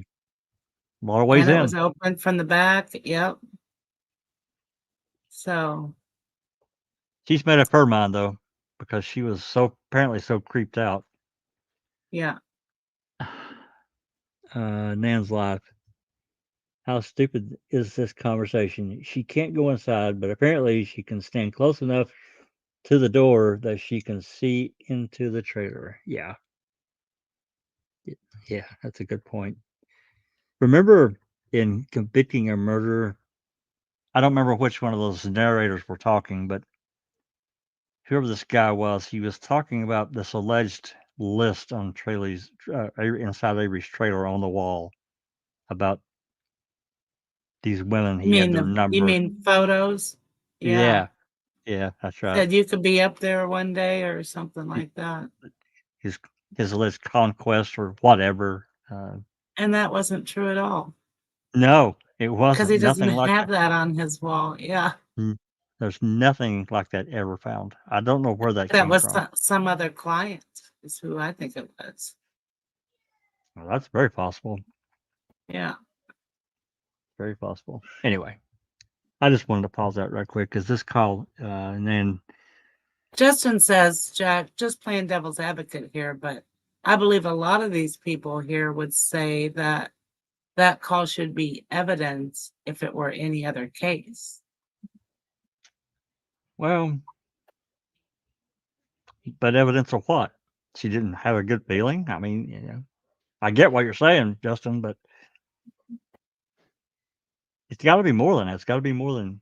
It's got to be something.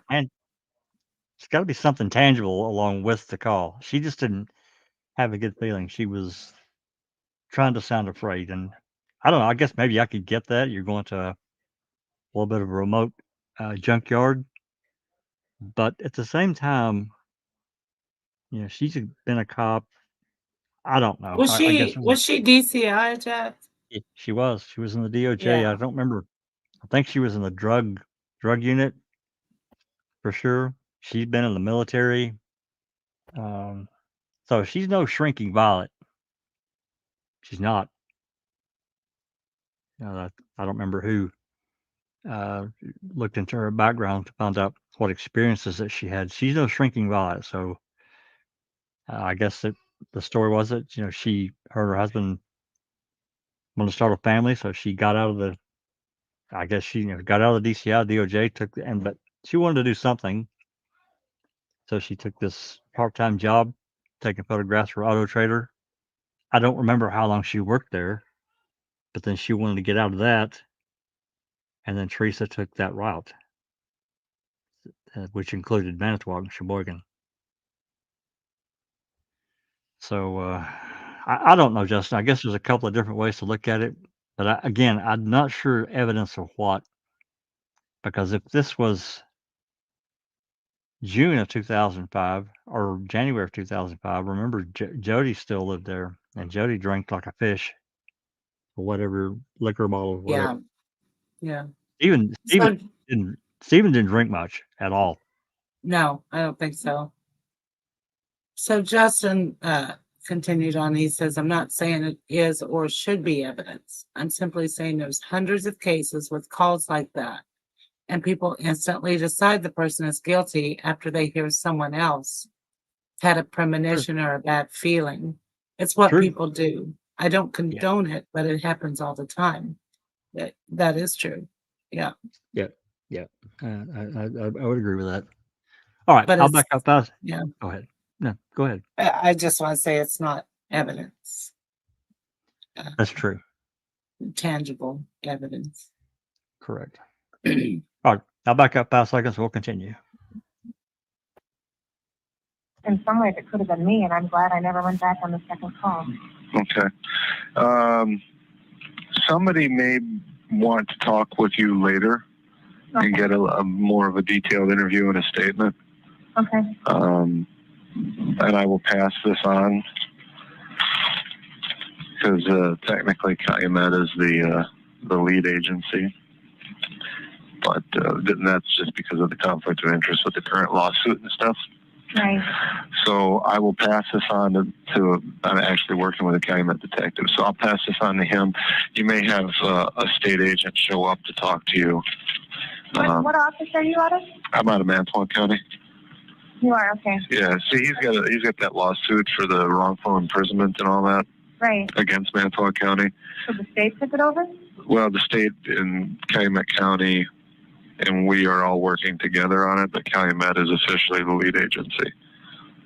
Would it be the state DCI? Yeah. I used to work for D&E, their sister agency. Okay, sure. So, cool. Yeah, you might have somebody from the state come down and talk to you. I'm not sure who. Okay. Tom Fossbender is the guy at the state? From the state that's the lead contact. Do you know Tom at all? I've met him. I didn't work with him much because I worked out of the Milwaukee office. Yeah, he's working out of the Appleton office. So, okay. I will pass this on, and like I said, somebody might follow up with you a little later. Well, good luck. Thank you. Okay. All right, bye-bye. Bye-bye. Yeah, interesting call. And she admits she worked for DCI, Drug Enforcement Agency, or whatever it's called. I can't remember what she said. D&E or whatever they call it. It's a drug task force, but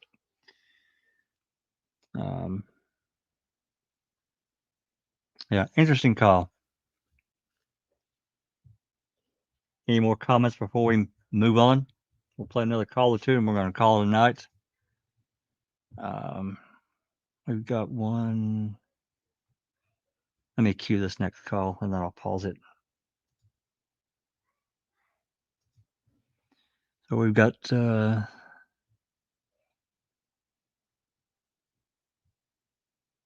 Yeah, we've got several more calls for the 8th, so I don't know if I'll play them all or not. We'll just see where we get to.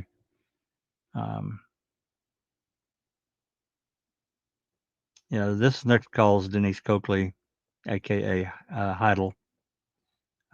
This call that she made to dispatch about an appointment. I'm pretty sure this is about an appointment with Teresa.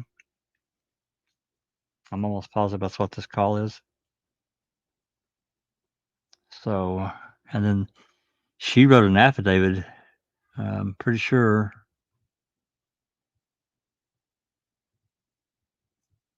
I don't remember exactly when that was, but Is she the one that had the meeting on Tuesday with Teresa?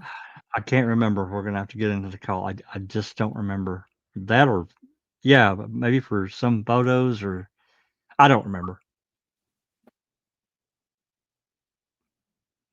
I'll just play the call, and if there's questions, tell me to stop. Here we go.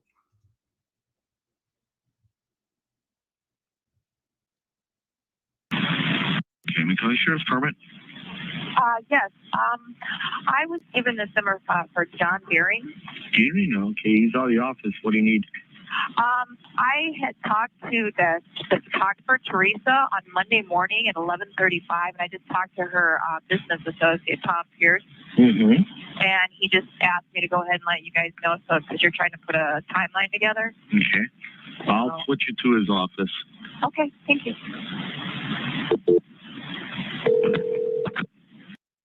There you go. Well, there's another full call from her that you can hear, because she's the one that said Teresa pulled over on the side of the road, right? To write down. Yeah, I don't have it in the list. I'll try to find that one and get it added to the playlist. I'll find it.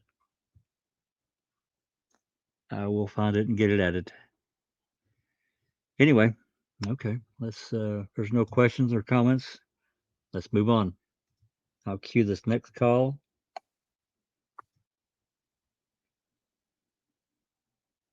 This is on November 8th at 6:14. Calumet Sheriff Poggle calling in saying them finding stuff, but just have to have it analyzed, and we'll either put it either her in the car or in the house, or him in the car. Looks like he is part of it. I guess that's a quote. Yours did this call. So anyway, this is a 4-minute, 40-second call. Let's listen. Let's take a listen. Questions? Let me know. Sheriff's Department. Hey, good morning, Jerry calling. What are you doing? I don't know. What are you doing? I'm working. Somebody had called in sick again. Really? Yeah, Lisa. Oh, Lisa did? Yes, I've been on since 3. Oh, what's up? Wow. Grabbing a cup of coffee. I hear you're a pretty good fire investigator. I gave Weird shit yesterday. So, if they're all this easy, I'm going to work these instead of sensitive crime. No, it worked out very well. I was kind of pleased that we were able to help you out, and it came to some conclusion it's not going to cause you more grief. So. Yeah, right. I told Mark, hey, anything else I can do, give me a call. Mark asked me, said if something else comes up, I said, my pager number, whatever, find me. I'll help you out as much as I can. So okay, good. Not a problem. You want to let the dispatchers know to tell the press that there will be another press conference at 3 o'clock today. 3 p.m. today? Sure, I can do that. The Michigan Fire Department. Okay. And the sheriff is requesting that members of the press not contact him prior to the press conference. You mean you, right? Yes. Okay. I asked her about that. It's just just before you call, and they're just asking about that. But I will tell them not to allow you to have any contact prior to that conference. Right. Yeah. Tell them that I do not wish to be contacted. These assholes have been. Are you serious? They're pit bulls. Why don't they wait? I mean, that's what I tell them. I said, there's a news conference at 3 o'clock. I'll talk to you then. Bye. Unbelievable. And that's going to be addressed today. Good. I mean, you got enough things to worry about without having to tell them to go away. Exactly. You're being kind and you bet you're getting kind and cordial, just keeping them updated the best you can, and not I know I get that impression that they're not, and even Kratz's interview yesterday, it's like, well, we're not being told anything. Well, it's a criminal investigation, believe it or not. I mean, sure, it's a missing person, but we're doing everything in our power to try and find how come and what for. And exactly. Jesus. Exactly. Yep. Unbelievable. And they're basically going to be told the same thing today. Be nice. Don't be like me. Be nice.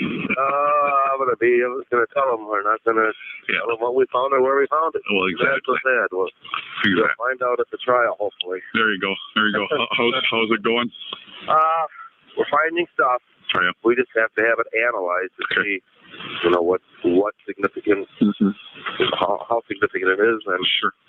We're trying to either put her in the vehicle or put her in the house or him in the vehicle. Yeah. But sure, just getting the information. I talked to Mark a little bit. Sure, looks like he's part of this, huh? I think so. Yeah. I think so. It sure looks like it. Yeah, great. We can just find her. Just pause it here just for a second, and I want to apologize. This call is out of order. I read that wrong. This is 6:14 a.m. So this call should have been before the last we played. I'll fix the playlist. I don't know how it got out of order, but there it is. So what had they found? Well, Cuss Road was the day before. Remember that? Yeah. And were the electronics the day before? They were. And what else? That's it. Cuss They haven't Road. found the bones yet. Nope. Cuss Road and the electronics were found by Siders around noon.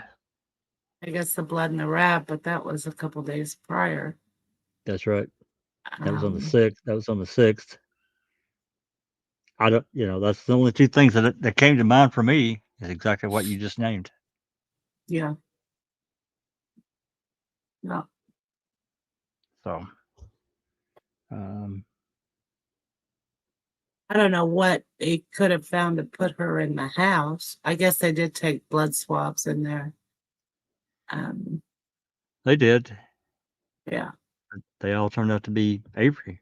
Steven. Yeah. Yeah. There's nothing there. So That anyway, could be what it's referring to. Thought it was just an interesting thing being this early in the morning. They, as far as we know, Who's they he had talking found to, Jack? Who's Spago talking to? I don't know for positive, but it sounded like Rick Reimer, but I'm not positive. He mentioned the fire investigation, and that's what he does. But I don't know that, so don't hold me to it. I'm not sure why he'd be answering the phone other than he said Lisa called out, whoever that is, so they called in asking if he would come in at 3 to answer the phones, whatever, be dispatched, but maybe they couldn't find anyone else. Because this is not a normal dispatch operator that we hear. I think it's the only time we hear this guy talking. That's the dispatch operator. So, but I do think it's Rick Reimer, but I'm not positive of that.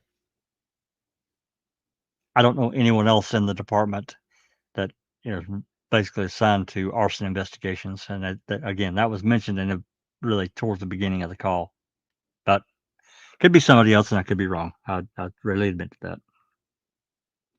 And this guy Reimer did a lot of stuff. He's not really much in the phone calls, but if you look at the case report, he wrote many reports.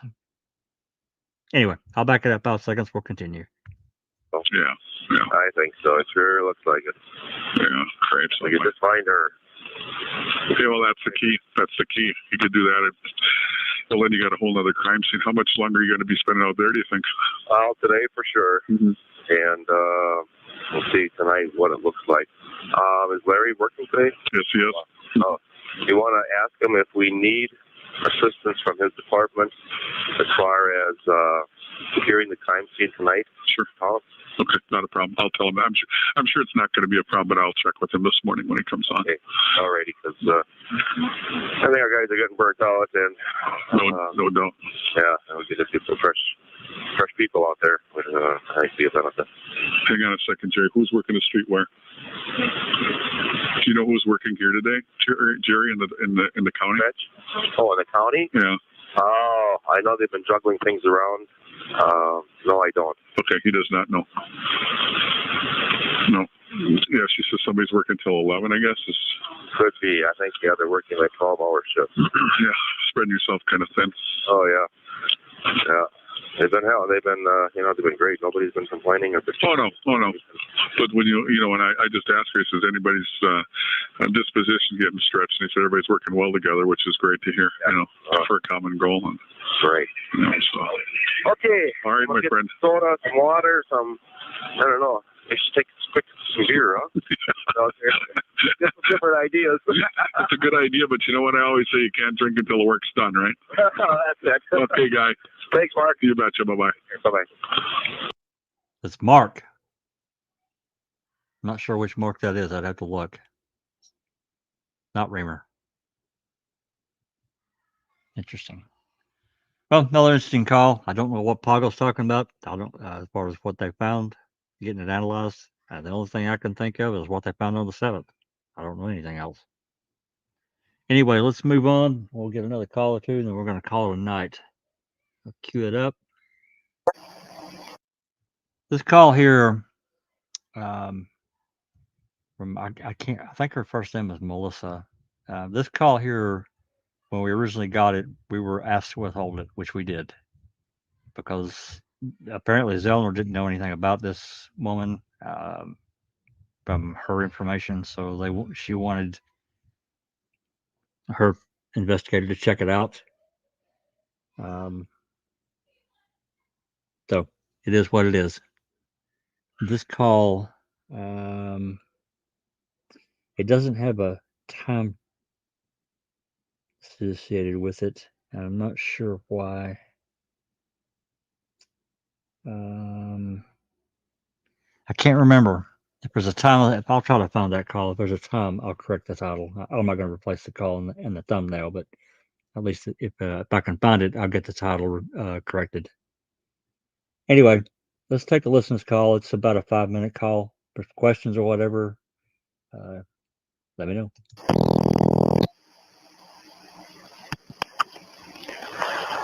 Lieutenant Son. Hi, Don. It'll be her when I hang up. Thanks. Bye-bye. Okay. Lieutenant Son. Yeah. I'm calling about something that was bothering me.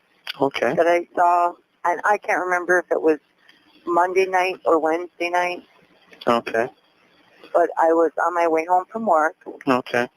And it was probably about 10:15. And I live out in Larrabee. And okay. I turned on... Hold on. Trying to keep up with you as I'm writing here. Oh, okay. Okay. And I turned when I got to Kings Bridge. Okay. What road were you on? On Q. Okay. And I was going towards Larrabee on Q. Okay. And then there was, I don't know, maybe a mile or so up the road. It was past, there's a new house built. And then there's another house that has a lot of animals and stuff. Mm-hmm.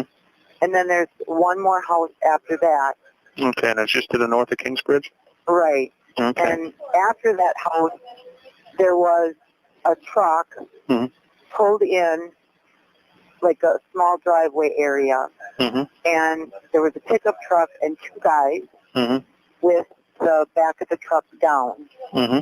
And I slowed down a little bit just because to see, first of all, I thought maybe bow hunters, but it struck me kind of funny because it was kind of late for that. Mm-hmm. And I just thought about it the other night. Okay, which side of the road was this on? I was going towards Larrabee, so it would have been on the right-hand side. Right-hand side. But now today I went by because I just thought about it yesterday. Mm-hmm. And today I went by because I wasn't quite sure where I had seen the truck. Mm-hmm. And that seemed kind of odd, too, because right where they were parked is like not a gravel pit, but there's like a lot of big rock in there. Yeah. And it's not a place where you see a lot of trucks going in and out. Mm-hmm. So, I don't know. It was just odd because it was late. Can I get your name and everything so in case we need to have an investigator get back to you? Sure. Melissa Lee. Leith. Leith. G-H. And now you spell your Melissa. M-E-L-I-S-S-A. S-S-A. You have a middle initial, Melissa? M. M. Date of birth? 4/6/63. And address? 5123 Highway 147. Maribel. And a phone number for them to get back to you on? 755 4504. 04. So you said this was either Monday or Wednesday night? Yeah, I'm thinking it was Monday because I wondered if my brother was out on our land. I don't know. It was just okay. About how far north of Kingsbridge would you say approximately? Half mile, mile? Oh, I'd say I don't know. I'm not good at this. Maybe a mile. Okay. What did the driveway look like? So if I go out there, I kind of have is there something there that would kind of tell me this is the driveway, or? Well, it's not even. I don't even know if it's. It's like a field access, or? Yeah, but it's, rocks are right there. I mean, okay, so I should be looking for a bunch of rocks, huh? Yeah, it's like a pit of kind, but. Okay, I'll turn this over to the investigators, and I may even stop up there myself and take a look around. Okay, and I work second shift, so. Okay. If they wanted to contact me at night, they're not going to be able to do that. Okay, so the two guys with a pickup truck. Mhm. And I don't think I don't recall the truck having a cab on it. Okay, remember what color it was? No, it was dark and. Okay. I don't. Okay, and they had the tailgate down. Yes. But you couldn't see what they were doing? No. Okay, I'll take a look at it. All right. Thank you. Thank you. Sure. Bye.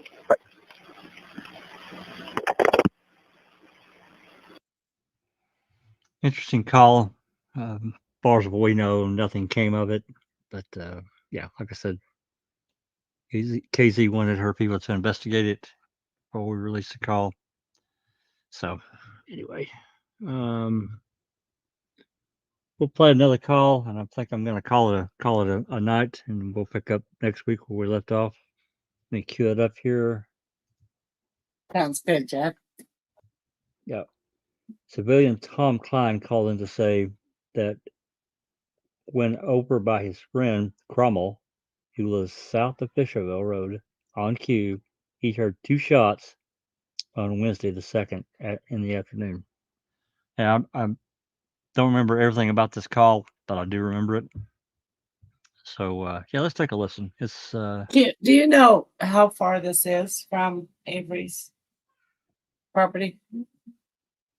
I'm not sure where Fisherville is.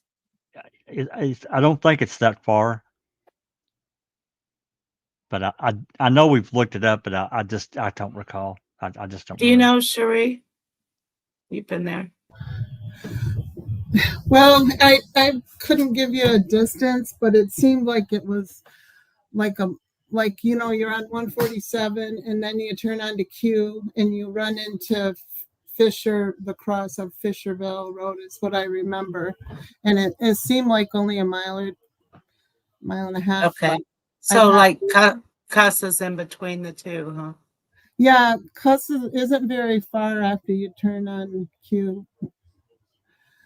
It's closer to 147. Then you have the pits, the gravel. Yeah. So a few miles west of Avery Salvage Yard is what I'm thinking, but well, and south, right? Yeah, a little bit, yeah. Yeah. Mm-hmm. Yep, I agree with that. I don't think it's a few miles, but Q isn't that far from Avery Road. No, it's across the quarry, and yeah, I get what you're saying. Yeah. Okay, let's give this a listen. This is looks like about a 6-minute call, and we'll wrap it up. Here we go. Kelly McClellan, Sheriff. Yeah, hi. This is Tom Klein. Yes. I live in Manitowoc. And for the The last couple of months, I've been out by my friend's land on Upper County Trunk Q. And last week I was there on Tuesday and Wednesday. Wednesday afternoon, about 2:35, I heard two loud shots, pow pow, like that. Didn't sound like a shot. Okay. Let me see if I have an investigator here. Are you referring to some information that you may want to give us regarding the Hallbuck case? Sure. Okay. I think I saw an investigator walk in. Let me see if I can catch him. Let me put you on hold, Tom, okay? Sure. Thank you.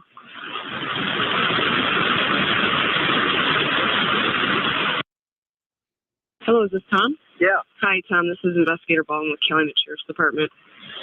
Yeah. Hi. Why don't you tell me what you had told dispatch here?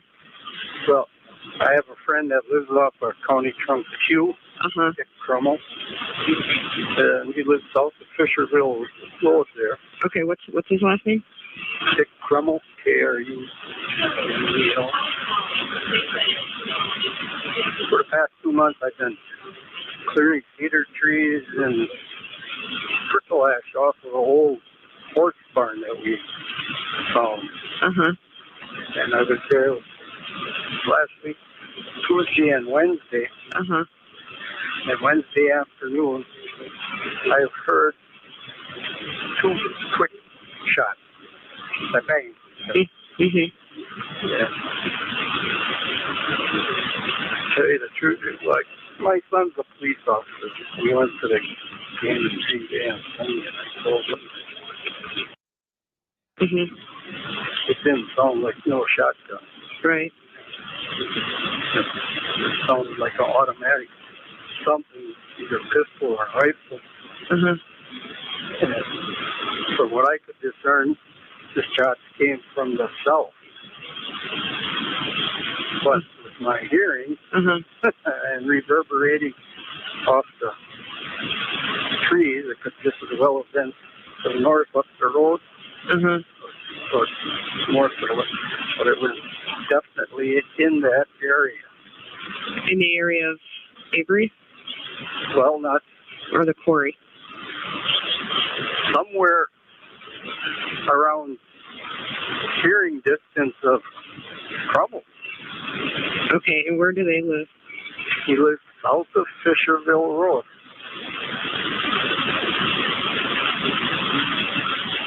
I'm kind of familiar with this. Because I'm not familiar with that area, Tom, so I'm not sure where Fisherville Road is. It's south of the redundant gravel pit. Okay. South of whose pit? There's old gravel pits south of Dickies that are which border Avery's land, right? No, it just borders Q. All of it. So the Redundant gravel pit and the county gravel pit, they all interconnect. Yeah, right. Okay. All right, Tom, is it Thomas? Yep. Okay. Thomas, what's your middle initial? J. J. And Klein, K-L-E-I-N? K-L-E-I-N. Okay. And a phone number for you, Tom. 682-9435. 9435? Yeah. Okay, and what's your... I called up tonight and he said, did you call and tell him what you... Uh-huh. I said, no. Well, you should. Okay, what's your address, Tom? 1113 South 36th Street. Okay, is that yours or Manitowoc? Manitowoc. So you live in the city, you got some land out there and we're clearing it now? My best friend does. Okay, and it was Wednesday afternoon for sure? Okay. And it was 2 shots, huh? 2 shots. Okay. All right. Anybody else out there with you that heard that? I asked Dickie because he was there, but his hearing is worse than mine, and he may have been in the house. Okay. What's your date of birth, Tom? Pardon? What's your date of birth? 102341. Okay. Are you going to be around tomorrow, Tom? Sure. Okay.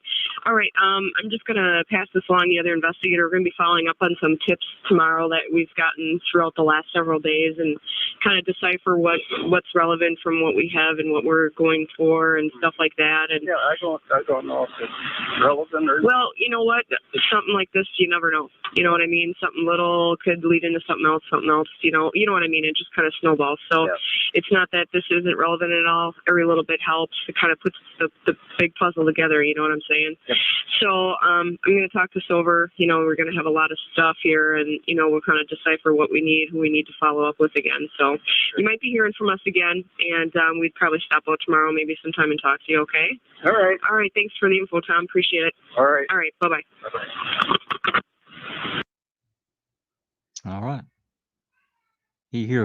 Klein hears 2 shots, and he's over a little bit south and west of the Redundant Quarry, I guess, kind of near the Manitowoc County gravel pit area-ish. 2 shots, so if it was, I'd have to look at the calendar. He said Wednesday. I'm not sure what day the 8th falls on, but regardless, it sounded like it was. That would be the 3rd. Monday was the 1st, or wait, no, Monday was the 31st, so it would be the 2nd. Yeah. Yeah. That's what I was thinking in my head. So I don't know if they followed up on it. I don't remember seeing any kind of report about it, but then again, I just not remembering it. I'm going to cue this. It's like saying that's about 2.5 miles away. Fisherville is. I'm not sure. He didn't say how far south of Fisherville he was, but and he actually thought it came from the south, but you know, he said it could have echoed. Yeah, he didn't give a precise address where his friend lives, but I don't know. I don't know if we've ever dove into it and tried to look up where his buddy lives. So anyway, I'm going to clip it right there. And upcoming for the next time we'll start here. This is a Jacob's call for deadering. He's trying to find out when Avery had visited Jody in the past few days. And they go into that. So that's what we're going to pick up. Oh, man. I want to, Cherie put a photo of this area where the geocaching occurred. I want to pop that on screen right quick. Give me just 1 second. Because we were talking about the photos. Yeah, Fisherville Road. That's what I meant, man. So from that intersection, it's 2.4 miles. So might be just a little further, but that's not very far away. There's the gate. Yeah. And as you were talking about, Susan and Cherie, this was pretty well overgrown. But yeah, they were hunting, so they didn't say no walking. Good call. Yeah, we were. Did you go over or under? Or through? I can't remember for sure, but I think we might have gone right through in the under the right, or no, the left side there where there's a. Oh, I see. There's a. I think it might have been too tall to climb over. Uh-huh. Nanslot says, can a gunshot be heard from 2.5 miles away? Depending on the land. The wind. Yeah. Wind. A lot of factors play into that. With all the trees around and the hills and so forth, I doubt it. If it's open area, not a lot of grass and trees to absorb that, probably. To carry pretty far, depending on the gun. Right. So, and I wouldn't know that except been out in country areas throughout my early life. Stuart King. So Sharif photographed it, but law enforcement didn't. Well, Yeah. If they did, we don't have anything of it. A lot of photos we don't have, though. A lot of photos. Yeah. Anyway. Thank you so much for sharing that. Get this, our end screen for today.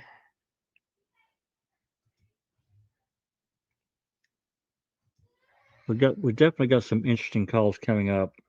I'll tell you that for sure. Oh, come on, don't be. Yeah, I mean, once we get into the 9th, there's several interesting calls on that day. Yep. At least to me, they are. This thing being a pain in the butt. Okay, now I can add that. This is going to be our end screen for today. The infamous spare tire cover. Well, there's a lot of story behind this. I'm not going to get into it. I'm going to get us out of here. But this is another. Didn't you say Uyghur did something with that for a while? Well, yeah, he came back from the crime lab on May 24th, 2006. It was taken, was not entered into evidence. Uyghur took it, and then 35 days later, he shows up with Hawkins and turns it into the evidence, and it gets property tagged and entered. What did he do with it? This was one of my first real big sticking points when we got those receipts back from the crime lab of all the stuff they returned on May 24th, because they didn't have room for it. Obviously, their storage is Very limited. strange. Yeah. Well, it is. Well, thank you, Nan, and everyone.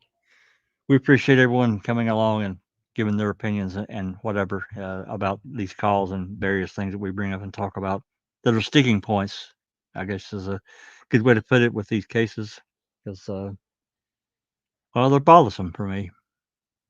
They have been for forever, and as the time has went on, we've learned more. I don't want to be jaded. I don't. Other cases, I'm not. But when I see something, it's like, wait, you did what? Like this spare tire cover. What did Uyghur do with it? We don't have a clue. He didn't write a single report.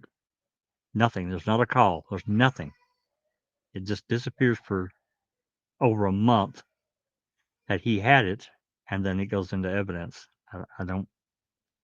I mean, to me, it's evidence tampering. It's, you lose the chain of custody that way. So it's gone.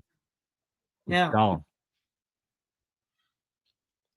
For all I know, what he turned in is a different spare tire cover. For all I know, I can't prove otherwise. So anyway, anything else, Cherie, Susan, you want to add in? I think I'm good. No. Ready for dinner? Hungry. Ready? Tired Ready and for hungry. dinner? Yeah. Yeah, I'm ready. I'm ready for dinner too. Not sure what it is tonight, but I'm sure whatever it is, it'll be enjoyable and good. All right. Well, I want to thank everyone for coming along on our little journey. We'll continue on with these calls next week. Be a part 4. I don't know if we'll finish. Maybe not. It may go into a part 5, but we'll just do what we've been doing. We'll go for a while and we'll call it good. Thanks again, everyone. Thank you, Jack. You betcha. If you feel so inclined, give us a like, subscribe, and share the video. Get other interest. With that, I'm going to say this has been Foul Play Production.